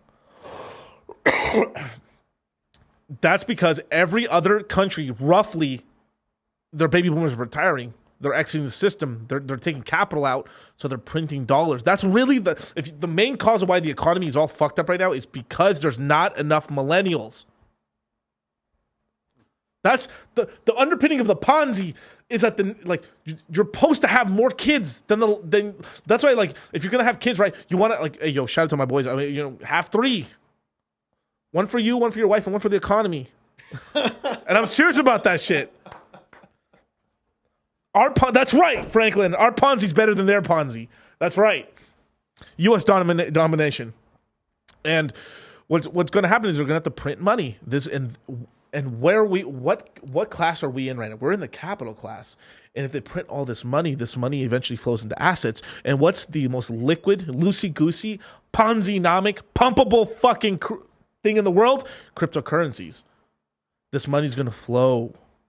I mean, they've just allowed banks to invest 2% of their holdings into cryptocurrencies. Eventually, they're going to fucking rug into 10%. And if they keep printing money and there's so much money on the asset, what do you think is going to happen? Central banks, that was central banks, not banks. I'm sorry. Central banks can have 2% of their balance sheet in crypto now. This money is going to start flowing, and then these fucking boomers start dying, and the money starts flowing. The wealth transfer effect is going to start happening over time. So that's why I kind of like. There's no diss to Bob. I would say Bob Lazar. I said Bob Lazar, but Bob Lucas and stuff when he was now I don't know if it's true or not, but like people in the chat were saying that he was saying that, like, we could be like. The rates can be stagnant and stuff, but every other country around the world is gonna have to print money in order to sustain their thing right now. And on top of that, the United States is kind of pulling back and kind of trading less and less with some. We're deglobalizing a little bit, so you're gonna have more military spending across the world, and on top of that, you're going to have them printing money in order to get dollars because because the boomers are. So what's going on? So in terms of the rates right now, because the boomers are taking money out, that also means less dollars in the system. So it means borrowing costs are going to, like, pretty much, like, I think the borrowing costs have like 3x since this last year. We're probably hitting a top of a 5x from there, and we're gonna have about a 3 to 4 year period. So from now until middle of like 2026, 27, we're gonna have this. Probably that's gonna be the peak right there of the borrowing costs, and then from there, the millennial generation starts hitting into droves U.S. capital. So right now the average millennial, the oldest millennial right now is, I think, 39 years old right now, almost 40. What did I say? 45 is when the epiphany phase starts happening, and that capital really starts hitting to the market, right? So in another 5 years, the millennial money is really going to start flowing into the equities and hopefully not equities, but equities and cryptocurrencies and stuff like that. And then from there, we've hit the peak in terms of money. And then from there, millennial money will start pushing down the cost to borrow money. And then we'll probably go into a 15 to 20 year bull market for millennial money. And then from there, now we can still say the sort of thing, but it's like right now I'm sort of scared because my generation is not having enough kids right now too, which is like not great right now. So maybe I think there's still time to turn it around, but like, oof, you know, it's not looking great right now. Spread the seed, not the seed phrase. That's correct. No, that's what I'm saying. I mean, that's why I said, like, I've been saying for since ever. I mean, I even asked Richard Hart this and stuff. Like, are you planning to have kids and shit? Because it's like I'm pushing this whole thing in the red pill. It's like, yeah, like I want the red pill people to have kids because if all these fucking lefties and all these douchebags are not having kids, we have the kids, we control the future. Correctamundo, man. So basically, I'm saying within like we should be having a pretty decent, outside of a dip right there, we should be having within the next 5 years. The world economy is going to be pretty shaky for about 5 years. Then the millennials really start taking over, especially in I think the year is 2028 or 2029 when the millennials are fully in control at that point of the economy. And then once we have a crash, from there we pretty much are going to go into like a 15-year bull market to 20-year bull market off of millennials, essentially millennials capital entering the market and just from there.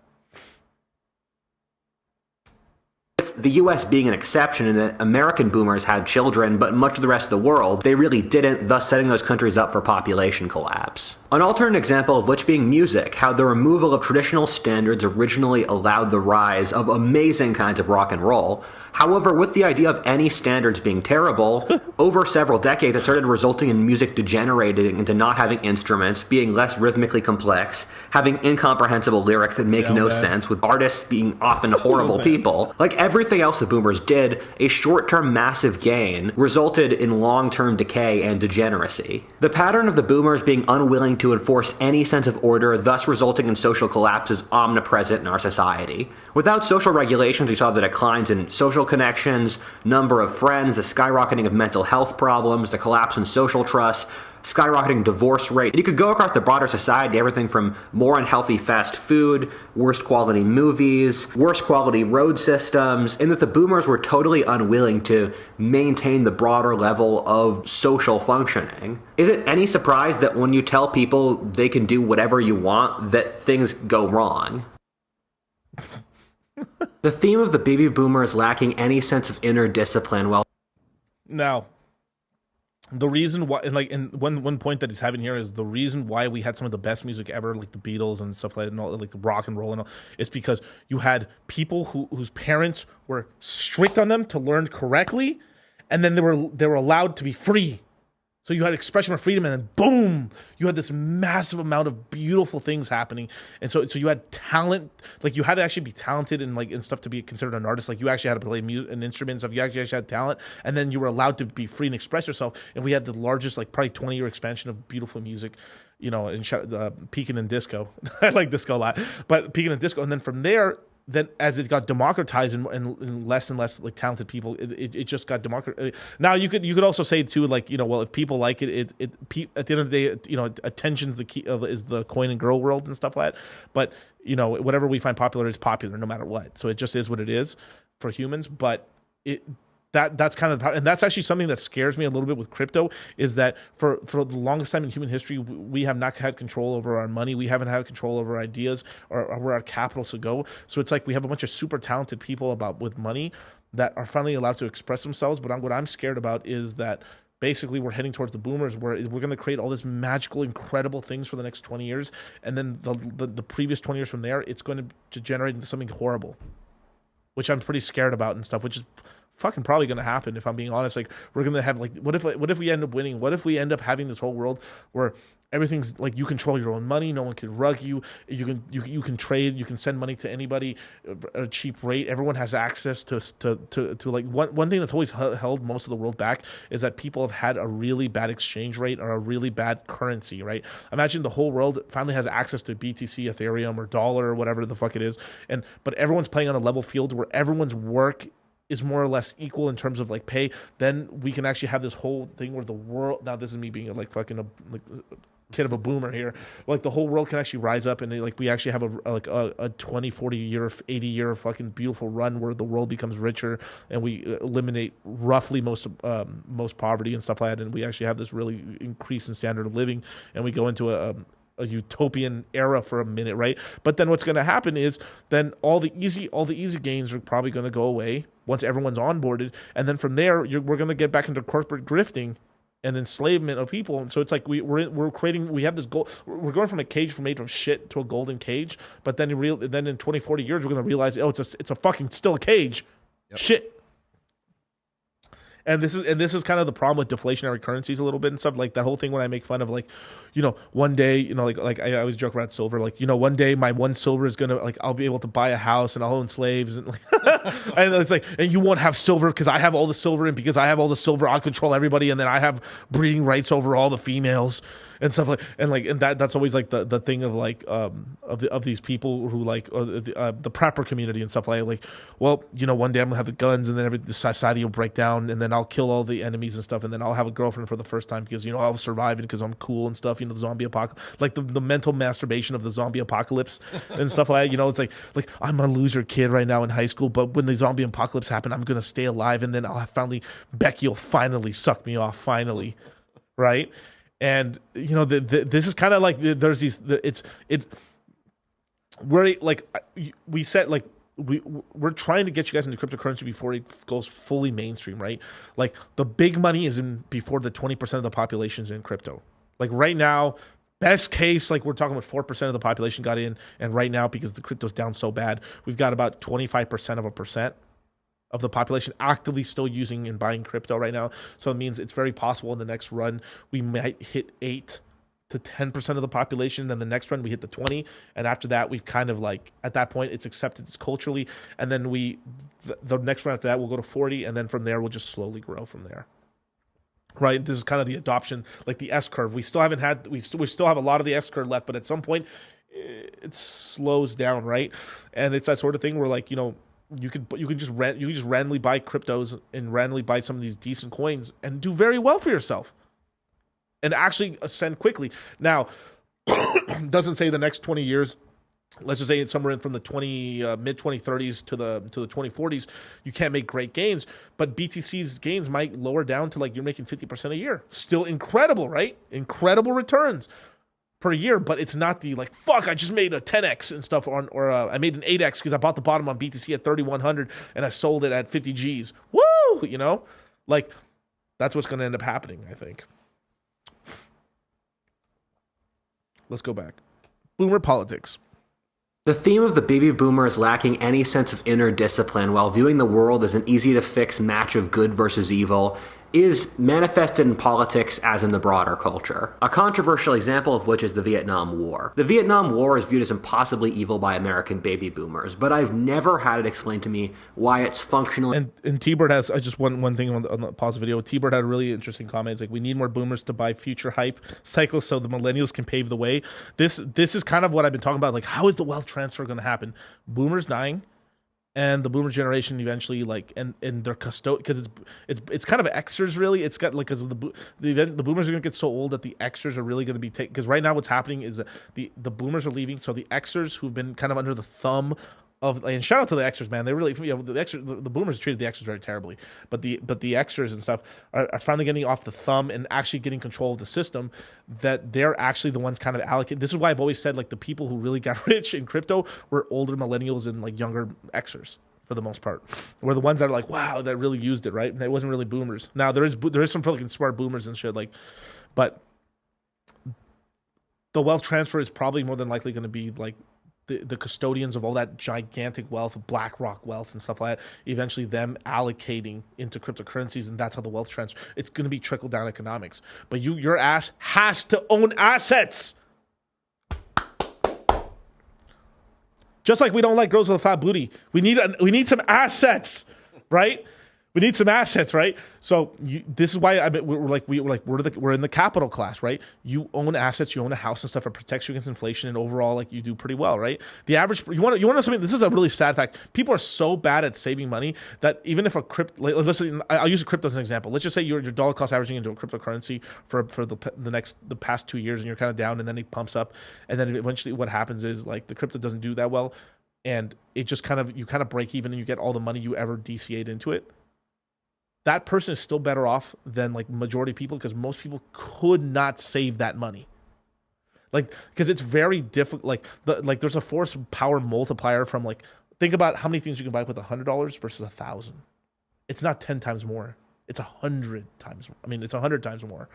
And it keeps going up. Like, imagine how much it's more difficult to save to a 10,000 than it is 1,000 versus 100,000. So just the amount of like it's like the multiverse. Like, if you could have if you have $10,000, what can I do with $10,000? And then you go to 100,000. Like, it just gets crazy, the possibility and the force amplifier. Then imagine the guy who has 100,000 versus the guy who has 1 million. And the 10 million, like how powerful that is. So that's the sort of thing. Like I've said the story on my stream a long time ago, that like for the longest time I could not save $2,000 to save my life. I kept hitting, like I would hit $2,000, and then something would happen. Oh fuck, my tire broke, or this and that. I gotta buy this, or like someone stole something, someone stole a leaf blower from me.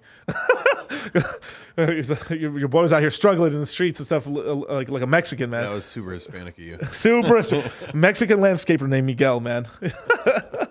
Leading the way, man. But and that actually happened to me like a couple times. Like the latch in the back of my truck like popped when I was on the road, and my fucking leaf blower broke out, and then there you go, got to shell out $850 or $1,100 for a brand new leaf blower, and I'm like, God damn it, it just is what it is, and I couldn't save. And then this is the whole thing. The barrier to entry was so high. Like, this is one of the most beautiful things that's happened. Like, even though we shit on Robinhood really democratized a lot of stuff. Like, where you can you can be a geek off the street. You gotta be handy with steel. You know what I mean? Like you can literally buy $5 of any stock. You can buy fractional stock. And then because of those ideas, we took those ideas into crypto, and you can buy fractional pieces of Bitcoin, Satoshis, Gwei, hearts, right? That's the smallest denomination of hex. You can buy fractions of crypto. You can go on the Cash App right now with $10 fucking and buy Bitcoin right now. There's no fucking excuse. But because of that lower barriers for entry, I was able with $20 at a time, $20, $5, $20. Oh wow, I got paid a little extra. Let me put 100 today. Oh fuck, I only got $20. I don't know. I got made $40 today in profit because I paid the workers and stuff and this. I'm like, fuck, man. One guy ripped me off and didn't pay me. Here, I'll just get some fast food. Not great, but I'll put $20 into a Litecoin, and this is how I built myself up into eventually, when 2 years passed and I look back and I'm like, holy fuck, where did I get all this money? Because I couldn't fucking save $2,000, and this is kind of the power of not just compound saving, but just bit by bit. How do you eat an elephant a bite at a time? And then eventually with the crypto gains, you're off to the races. All right, let's go back. In the broader culture. A controversial example of which is the Vietnam War. The Vietnam War is viewed as impossibly evil by American baby boomers, but I've never had it explained to me why it's functionally any different from Korea, which is widely lauded as a good war that America should have gotten involved in. Both were wars by a northern communist side aggressing against our capitalist southern ally. The only difference I can see is that one of the wars was fought by the baby boomers and the other by the silent generation. On top of this, Korea was a significantly bloodier war than the Vietnam War, and I'm not arguing as to whether the Vietnam War was just, simply looking at the reaction of the silent generation versus the boomers. For the silent generation, which grew up during the Depression, they viewed the Korean War as a necessary step to stopping the spread of global communism that was killing tens of millions under some of the worst autocrats ever. In the Vietnam War, the baby boomer generation viewed it as an evil colonial war to spread America's influence, and they made a grandstanding statement about how war itself was unjust and the government couldn't draft young men, which was inherently immoral. However, the draft dodgers didn't file to be conscientious objectors, which genuine pacifists like my religion, the Quakers, have done. They also posited no political solution to the problems in Vietnam, instead saying, we just don't want to get involved. Which makes sense from the boomer perspective that they are the new start of history, thus they could not look to the previous wars of history as a precedent on how to deal with this war. Any other era history would have immediately interpreted this as cowardly and shameful, but the baby boomers turned this into a moral stance, one that involved benefiting them immensely as individuals. In Europe, the pressure from the baby... I'll say one thing, that whole flower shit with the soldiers is cringy as fuck. Like flower power and stuff, and putting bro, if you really look back on some of that hippie shit is cringe. Boomer generation was a big factor pushing decolonization. And whether or not you view that as positive or negative, it greatly weakened the European countries on the international scale for future generations. The binary good versus evil view of the world is also manifested in how America acts on the international stage. An example being the Iraq and Afghanistan wars, led by a baby boomer president and a Congress the vast majority of whom were baby boomers. In their simplistic worldview, the US invaded these countries literally expecting ourselves to be embraced as liberators, bringing our freedoms, and then made no plans for a harsh defense or long-term nation like, building. stay away This is a from me. foreign policy built off Star Wars rather than reading history or Xenophon, as previous generations would have. The U.S. has lacked any subtlety in its foreign policy while it's been ruled by boomers. The U.S., under the previous generations, had to manage an extremely complicated Cold War policy, but once the boomers gained electoral power under Reagan, they immediately called the Soviets an evil empire. And after that, in the War on Terror, the U.S. just went full out rather than having a more articulate and subtle policy against terrorism that could have been more effective. Alternatively, the U.S. allowed China, the country which very obviously has the potential to be our greatest rival, industrialize using our own factory jobs. And it also created Russia as a bogeyman in 2016 when it was pretty clear that Russia was an incredibly weak country, while China was our real rival. And this is because the boomers have trouble constructing a worldview rather than simple good versus evil. The boomers have always liked moral grandstanding in politics without any real effectiveness behind it. Look at how another baby boomer president, Barack Obama's foreign policy, involved making broad moral stances, like saying President Assad's use of biological weapons was a line that could not be crossed, and then doing nothing about it when he did cross it. The European baby boomers, meanwhile, have reached an apex of grandstanding with no real force behind it. Modern Europe makes moral proclamations towards the world, acting as if it is the apex of the human race, while having no real military strength or force and rapidly losing its economic and cultural importance. The baby boomer desire to make grandstanding gestures with little effectiveness has manifested in America's political system, which since 1980, as boomers have gradually been elected into office and gained a majority of Congress ever since. Yeah, I would say this is our biggest weakness right here is like we are not stepping up into like political offices that well at all. Like it's kind of crazy. Like that's one thing I will say about the boomers is like they really jumped in pretty hard fast into politics, whether good or bad, and we haven't really. We've kind of like we've MGTOW'd, like gone our own way, which is like retarded. And it's kind of screwed us over a little bit because imagine if we had 50% of Congress being millennial, which it should be right now. It should be 50% millennial right now, and I think we would be a lot more relaxed in like the whole like we would have better chance of better regulation on cryptocurrencies and stuff. And like now we're not gonna be perfect because like there's always grifters, right? There's always bullshitters, but this is kind of like a big weakness of ours that I'm vastly disappointed in my generation. Has resulted in a gridlock Congress that has accomplished basically nothing while virtue signaling to their side, viewing their opponents as evil incarnate that cannot be compromised with. It's downright shocking how much power the baby boomers still have, even more so the oldest group of boomers are those who were born during World War II. Trump, Biden, Hillary Clinton, Bernie Sanders, Obama, Clinton, and Bush the Younger are all baby boomers. In 2024, it wouldn't shock me if we have another race between two different baby boomers again, even as their generation is literally aging into senility, as we see with our current president, with the youngest boomers now being in their 60s. Also, whether or not you like Trump's policies, his personality is the ultimate boomer. In some ways, Trump is the most baby boomer person to have shout ever out to Trump existed. NFTs, my guy. He is allowed, views the world in binary terms, Actually, has probably a personally decent buy- pretty probably a decent degenerate buy, bros. lifestyle to himself, Like, has time to go back to crypto for 1 second. The Trump NFTs and stuff. I don't know the floor price right now, but it's not a terrible purchase, I think, because when this man runs in 24, bro, those bitches are going to be fucking hot. Baseball cards, bro. It's I know it's baseball. It's literally one of the few NFTs I'm out here like, yo, these Trump NFTs are probably going to be doing all right. Okay, that's all I'm saying. And he's like, as a unintellectual Go ahead. That website I was telling you about earlier, you could also make NFTs in like less than 4 minutes. We'll talk. Yes. of the world. And then the next stream is like, I painstakingly spent years on creating. No, is narcissistic. He makes short slogans and tells his followers he'll fix everything now. He is lacking in any sense of honor, gravitas, or duty.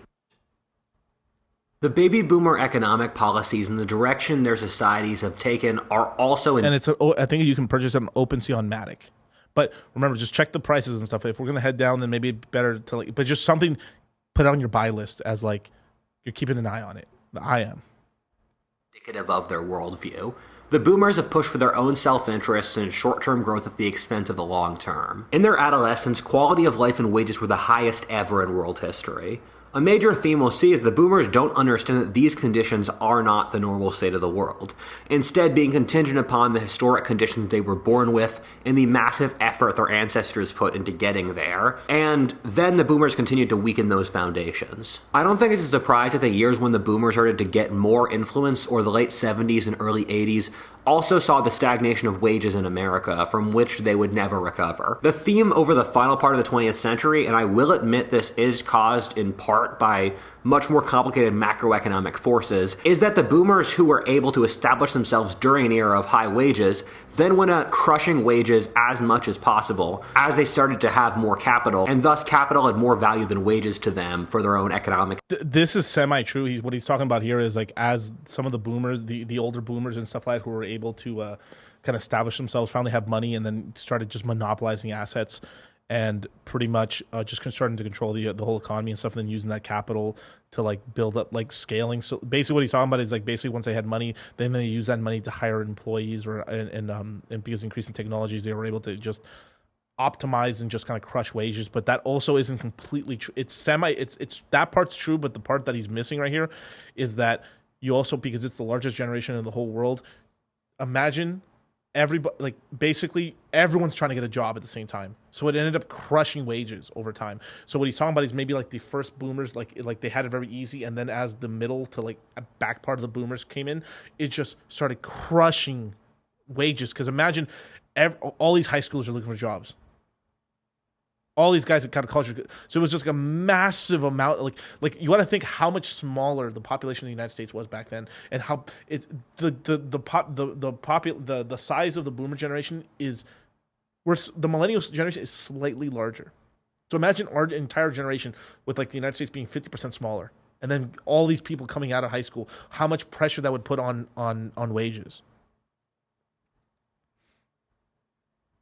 Self-interest. Starting with the Reagan Revolution, America started mass importing immigrants by the millions. Show it to my dad. Deindustrializing by pushing its own manufacturing abroad, started mechanizing and literally everything else someone could do to depreciate wages. Once the baby boomers were established in the economy, they could undercut the younger Americans starting to work so as to make their capital go further. This has resulted in further economic stagnation and decrease in quality of life for younger Americans, which I talk about extensively in these other videos. The baby boomers saw the era of the cheapest capital or the most money to invest ever in world history. Thus, for the boomers, their capital, once they were able to accumulate it in the era of the highest wages ever, experienced massive returns. Thus, baby boomers with money to invest were able to make massive gains, while younger generations were not able to accumulate the money in the first place due to lower wages and higher costs of living, thus further adding insult to injury. Something that's insane is that the baby boomers experienced the cheapest capital surge in history, but on top of that, also had the highest money printing in history.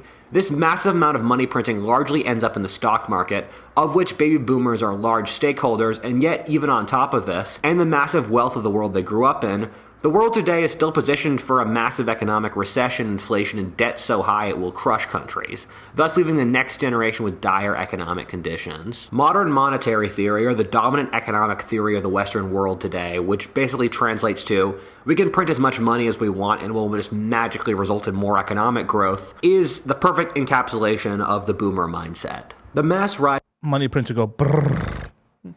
And the cost of housing that has occurred in the Western world since the 80s has very disproportionately benefited baby boomers, who often bought these properties decades ago when they were much cheaper. Meanwhile, younger generations often scrounge for small amounts of terrible real estate, since the properties are owned. Yeah, so a house is more of a commodity than an asset class back then, and then the boomers really turned housing into an asset class and into a true actual like an asset class to invest in versus it's an asset of like just to live in homes and stuff like that. I'm gonna share one thing really quickly. Now, this is the average. I don't know if you guys can let me boost this up a little bit. So, the household median income in the United States in the 1950s was basically $3,000, right? Roughly 40% of the median home value was $7,000 at a time. So basically, imagine like today, like here in Vegas, right? Or here, like let's just say you really want to live in a decent house. A decent house out here is probably $700,000. So it's basically like I'm earning $350,000 a year. Damn. But it's because, but you also the houses were shittier back then. They're smaller and small. Like, bro, like if you ever been into a house that like from the 50s and shit, bro, it's like people were like 5 foot nothing, and some of the very like. But if you look at this, right, this is 1950, right? Now if we jump over here, 1950 to the house. Okay, so. Now, if we jump to 1965, this is when a lot of the boomers, right? This is when a lot of boomers were like entering. So this is like 20 to 25-year-old boomers right here, right? So the average income for a boomer at that time, you know, or the medium income. So like right now, the medium income in the United States is probably like $55,000 a year for the United States. So back then, it would be $69,000, so $7,000, right? Now, if we look at the average cost of a house in 1965 for the boomers. It was about, for a brand new house, this means like state-of-the-art brand new, right? $21,000. So that means a house, a normal average house would probably be $16,000 to $18,000. And you're earning, what did we say? $7,000 a year. So it's like, if I was trying to get that $700,000 house, that's like if I'm roughly earning like $210,000 a year. Doable. And it's kind of crazy. I mean, you could really like. There's a cool little thing right here, right, where it goes year by year. I'll share this in a minute with you guys. But if you look at the average price of a house, $18,000, $20,000, 21, 22. Like, look at this stuff, and it is kind of crazy and stuff. So by 1965, right, everyone like the medium, right, if you're earning like the average income in the country, you're earning $7,000 a year, right? That means if you were like a 1%er guy or like a guy really hustling to be top 10%, you're probably earning $15,000 a year. That means you could damn near buy a house a year. Cash. Now, if we look to 2022 right here, right, the average American worker brings home an estimated $54,000 a year salary. Now, in some states it's a little lower, some states a little higher. It's mostly skewed because of like some of the East Coast and West Coast states. A lot of the inner countries, you know, a lot poorer and stuff like that. But roughly $54,000 is the medium income, and these bitches want fucking like a millionaire. All right, and then the average house price in America right now is $347,000. Right, so you basically it's a 7x versus where they're buying the houses, they were getting it at a 2.5 to a 3.5x. So literally like their houses were like almost 50% cheaper to income and stuff like that. And it's pretty crazy. And that's buying like the nicer top end homes and stuff like that. If you were trying to get good deals and stuff, or you were just buying, like I knew people in the 50s and stuff that were buying houses damn near by the ocean for like $11,000. You know, and those houses today are worth $1 million. So this is like, if you're talking about the West Coast and East Coast, oh my God, the gains are even crazier, really. So yeah. And let me here, I'm gonna share this with you guys really quick as well, just so you guys can check this out.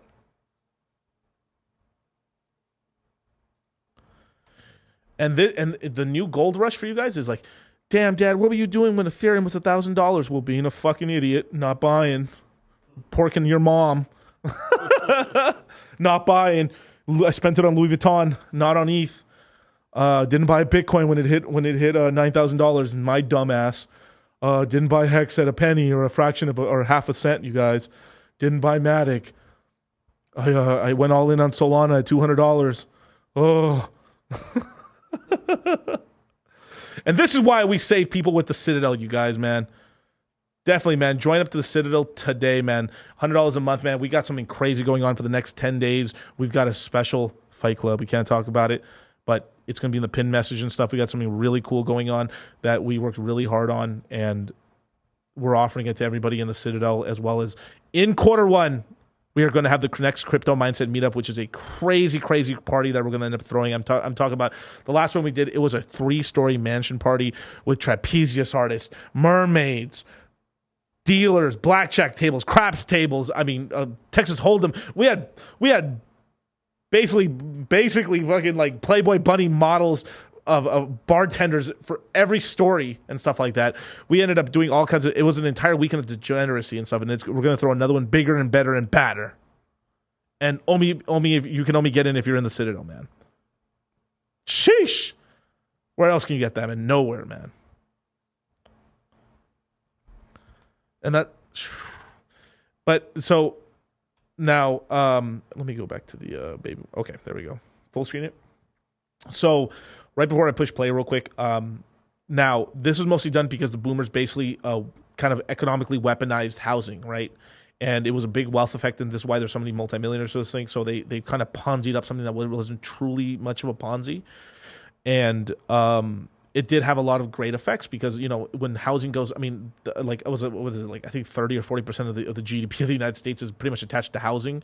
And that has to do with insurance, plumbers, electricians, landscapers, concrete guys, rebar, metal, copper. I mean, it's so much of the economy has to do with housing and stuff like that. So in a way, we've gotten, like, even though people are like pissed off about the whole housing situation, it has overall made us wealthier as a country, and many other countries as well, by monetizing the housing and stuff like that. But that's the cool thing is, over the next year, housing will go down. Right now, I was saying this like pretty much like damn near at the beginning of the year, saying housing's going down. Well, housing's going down, you guys, and we're pretty much looking at a low in the beginning of like 24.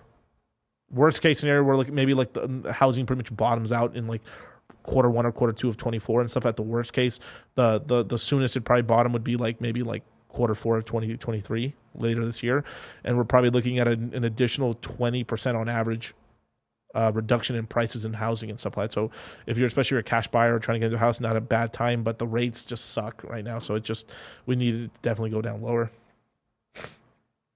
The only market right now that hasn't really collapsed down in prices has just been Miami, as well as like Vegas is actually holding up okay, but that's mostly because of expats. But it is coming down because the markets that are doing the absolute worst right now are the worst performing city in terms of prices. It has been San Francisco and Portland. You know, those have pretty much have collapsed. I think their prices are down 34% from all-time highs. And those are going to head down lower. So we're probably looking at a 50%. By the end of 23, we're probably looking at San Francisco taking a 50% from all-time high L. And this is real estate, you guys. Now, was it overpriced? Fuck yeah. And still at over 50% from all-time highs, it's still an overpriced piece of shit. But that's what we're looking at and stuff. So like, if you guys are stacking your cash and we can make these crypto gains, there's very likely that we can actually over the next 2 years make enough money that we can actually you could actually probably purchase a home or have a really significant down payment on a house at a decent rate and stuff like that. And then we're looking at later in September, we're probably looking at the Federal Reserve is going to increase the interest rates from now until March. Then there's going to be a pivot of where they're no longer going to increase the rates. And then from there, 6 months later, they're probably going to start lowering the rates and printing money and stuff. But they're not going to lower them down to zero. We're probably looking at them lowering it down from, right now we're at 4. They're probably going to be moved to 5. And then we're probably going to be at like a 3.7 to 4. So they're going to lower the rates. The prices of real estate is going to come down. And that's pretty much, you got to strike from there, basically. So the more you know. Owned by boomers already. Likewise, boomer governments create insane regulations that make building expensive, thus resulting in further pushing up real estate prices, which benefits their group, which own the properties at the expense of the young who want to rent or buy them. Likewise, if you look at welfare programs, due to their demographic structures, the baby boomers have already been able to take their old age welfare programs. Meanwhile, due to the baby boomers aging, these programs cannot function for younger generations since they will go bankrupt or become prohibitively expensive. I don't think it's a coincidence that in the year that had the most baby boomers in Congress, as a percentage, 2008, saw a financial crisis caused by a lack of good boundaries in the banking industry, thus resulting in corrupt dealings funded by government spending. Another example of this is with the environment, in which baby boomers were unwilling to do anything to deal with carbon emissions, even actively making nuclear energy a near impossible field to research or deal. Yeah, that was a pretty terrible idea. Damn, down bad on that one. But like I say, I blame the French. No, I blame the Americans for the American stuff and everything like that. But they're a little more. The Americans are more relaxed on nuclear than I would say the Europeans. But the Europeans have just been super anal about it, and it's kind of crazy. Like they're super about that, but then the French have nuclear power plants all over, but nobody else does. Strange, huh? Random. Deal with, or making a carbon tax decades ago when it would have been much more politically tenable. This could result in outside environmental damages and serious problems due to climate change down the road. I was once talking to my boomer father when I was watching a political speech. I was really young at the time, I think like ages 6 or 7, and I asked my father what the speech was about, and he said, "It's about giving my generation money and yours will pay for it." Sheesh. Which I replied, "That's not fair. I never voted on this." To which he replied, "That's the point. This feels like boomer economics in a nutshell." This video might come across like I'm jealous of the boomer. And because of this, I really think historically the boomers are going to be looked at as a very shitty generation. I mean, like right now, I'm a shit. I'm fucking blazing the trail right now, man. I'm putting my stamp right now. I'm like, I was talking shit about these guys since the jump. No, but like pretty much, yeah. Like they're stealing from us and stuff. And fuck Gary Gensler. But this is why, like, you know, I've been like toying with at some point. Maybe not. I'm not going for full president, or who knows, maybe. But like, more of our generation needs to go into politics, even though I think it's crooked as fuck and it's dangerous and it's dumb and stuff. But we need to rug these boomers and take control of the economy because they're running this shit to the ground. And I just talk about all their blessings, which did not pass on to the future generations. And I am, if I'm being perfectly honest.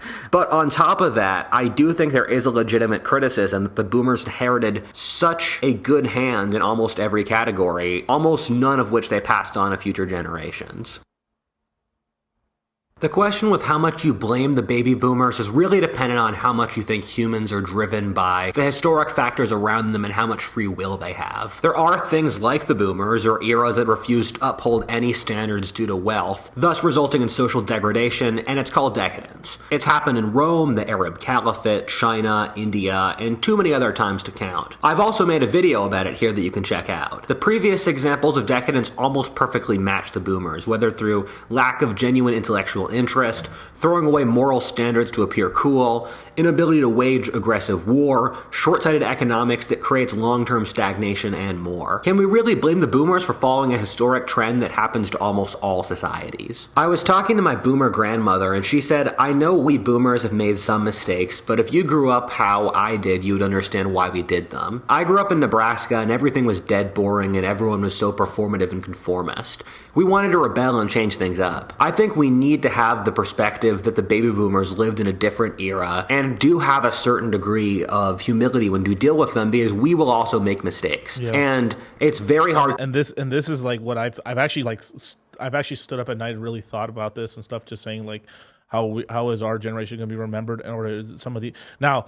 I'm only thinking in terms of crypto terms and stuff like that, but like because it's going to be like, that's going to be one of the biggest revolutionary things. Obviously, the die has already been cast because of social media and stuff like that. So like, we're already going to be remembered for fuck shit and everything like that. But of like what mistakes or what not mistakes are going to happen, and like we're going to be like given a lot of credit and also a lot of blame for stuff that happened on our watch and stuff. So I do want to give like the boomers a little bit of slack here as well, because it's like they were going through a time that like isn't crazy, but it's like their thing was like starting off with a bunch of wealth, but because that's all they knew, could you really blame them as well, right? But it's kind of a, you know, a chicken or egg sort of thing. But with us and stuff, it's like we're going through this transformation of money and stuff, and like we're gonna get our version of like, we're gonna have all the cool rock stars and stuff, but then it's gonna head into super degeneracy or just like really bad, like almost enslavement of the human race, of like how powerful these things are, because it's true power and control of wealth and money. And like, this is why like me and Charlie are so kind of afraid of like CBDCs, of these central bank digital currencies, because they can steal your ability to save money. And if you cannot save money, you are a slave.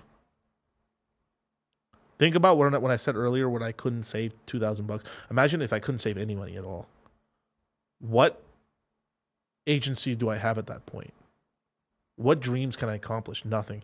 Basically, the only thing you could do is full on anarchy, where basically the entire generation decides to do a rebellion and destroy the system itself, and then set back our entire civilization probably 15 years in order to recover from that, and hopefully install something better. But that's how much of a terrible thing that is, and this is why I'm so scared of these CBDCs, is that taking the ability, fuck everything else, taking the ability to save money, the ability, like Michael Saylor has such a beautiful thing that Bitcoin's energy, right? Money is energy. It's currency. It's an energy, right?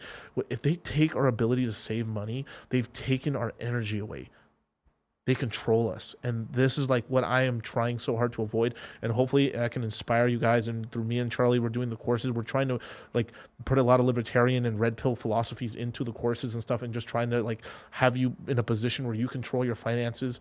We can't always predict the future, but we can at least through like some of our actions kind of instill the right mentality for you guys to protect yourselves from the calamity that could happen to us. And what I'm afraid is over the next 10, 15 years, we might end up being the people who kind of got away scot-free, and then the cage closes behind on everyone else. And this very well might be something that might happen. To look outside of your era of history. Also, on a purely emotional basis, the baby boomers were the first generation to grow up after the World Wars, which was one of the most traumatic events ever in history. Thus, it makes sense that society made some poor decisions and tried to do the opposite of what came before after such an awful experience, in the same way that people who've experienced trauma often behave in counterproductive ways. And also, the baby boomers grew up with the shadow of the atom bomb above them, and fear that nuclear war might happen any second probably did change their worldview in ways difficult for us to understand. However, I still think the baby boomers can be blamed. It wasn't like their era of history was dumb. Decadence was a widely accepted part of history in the 50s, and boomers could have very easily known about it if they put the slightest amount of effort in studying history. It also wasn't like there wasn't moral role models in their era either. The boomers grew up in the era of such great men as Gandhi or Martin Luther King, with the heroes of the world's wars in the rearview mirror, and if you want to go back further, they had countless role models like Pericles, Martin Luther, and the great philosophers of the Enlightenment. The baby boomers inherited the most successful society in history, with thousands of years of traditions and adaptations that allowed that society to become so successful. In the Western world, we give independent choice and free will a tremendous weight, which comes from the Christian idea of having to choose between good and evil. In those terms, the boomers failed by every single metric. One struggles to find a single baby boomer achievement that matches up with their ancestors for centuries before, who liberated slaves and women, ended real grinding poverty in the Western world, in horrible disease, fought the world wars, settled the West, industrialized, and more. Before we end, I would also like to note you can't just blame the boomers for following these boomerisms. Although the boomers have dominated culture and politics for decades, and we are in many ways living in a world built by the baby boomers, at the same time, the traits like total inability to make moral judgment, alongside a simultaneously black and white worldview, short-term judgment, and the like, manifest more so in the boomers' children than even in themselves. I really like Carol Quigley's idea of macro generations, or 80-year intellectual trends in the West. Of long look at that cycle theory. 80 years and stuff, like 4-year cycles within 4-year cycles within these larger 4-year cycles within these larger 80-year cycles. It's kind of it's patterns. Multi-generational periods that follow the same cultural themes and then have radical shifts. All of the things I've criticized the baby boomers of, they in turn have criticized the younger generations of, and I think they have a point in some ways. In some ways, the people who have the most boomer-like traits aren't baby boomers, they're people my age. However, these were traits that baby boomers invented and pushed upon society. Millennials, meanwhile, are accused of being entitled, short-sighted, politically radical, while grandstanding and the like their baby boomer parents. In my generation, I see a split between those who are pushing the tired, old boomer paradigm as far as possible, so much so that a big reason our age is seeing so much collapse and problems is that the boomer world is crashing into a brick wall of reality. However, in my age, I also see the genuine search for something new and true, a new way forward. Carol Quigley titled his brilliant book Tragedy and Hope, writing in the 60s, in that the tragedy was the horrors of the world's wars and totalitarianism. However, he hoped from that trauma, we would see a awakening of society that one could genuinely look forward to. The boomers have failed us. I hope that the young today will be able to realize that, constructing a better world from the ash of the baby boomers' world. Beautiful, man. In the modern world, sheesh. And that is why baby boomers bad. But with that, you guys, thank you so much for joining me, man. I hope I've been able to like educate you guys on some of this stuff. There is just so much. I mean, just really, I would really recommend you guys to rewatch that again and really listen to that. The video's in the description box below and stuff like that. But all this stuff is joining together and stuff because some of the decisions they've made and decisions they haven't made have really helped and both fucked us and helped us and stuff like that. And one decision that the baby boomers here in the United States has helped, they did have us. And they had a larger generation. And this is what's pretty much going to keep America in its position. But also, it's also caught, like a lot of the other boomers around the world pretty much failed to have children or as many children. And now it's caused, and that's mostly because of just like really rapid increase into industrialism and packing people into like these smaller and smaller apartments and stuff like that. And that just kind of pushes you into not having as many kids and stuff. But, you know, we're kind of living with what things are going on now, and then at some point our children are going to be bitching and dealing about us retiring at some point as well. You know, like let's see what year would it be? Fucking they had 2055, 2060 and stuff like. We're all gonna like. I would probably be somewhere in my 60s at that point. People and the average person would start retiring around that age. Maybe it's a little older and stuff because tech's a little better and stuff. But somewhere in the middle 2050s and 2060s and stuff like that, the younger generations are gonna be bitching and moaning about us retiring, and then hopefully we've created and there's enough people in order to help the system out, or maybe we've transitioned into some other type of a system, or maybe we were actually now flying and accessing resources from space, and then maybe that's creating a space rush, which is causing another great economic boom that could actually see populations increase and technology increase, and then from there we go into another 80-year beautiful cycle of like everything's awesome. So pretty cool, man. You know, Lego movie, everything is awesome. Everything is cool when you have more kids. Everything is awesome when I love you. All right, with that, you guys, man, I'll see you guys in a day or so and stuff like that. I will be having Rollo Tomasi in studio, I think tomorrow, and we're going to see schedule stuff. And so we might have to either do a stream tomorrow or on Friday with Rollo. But with that, you guys, man, peace.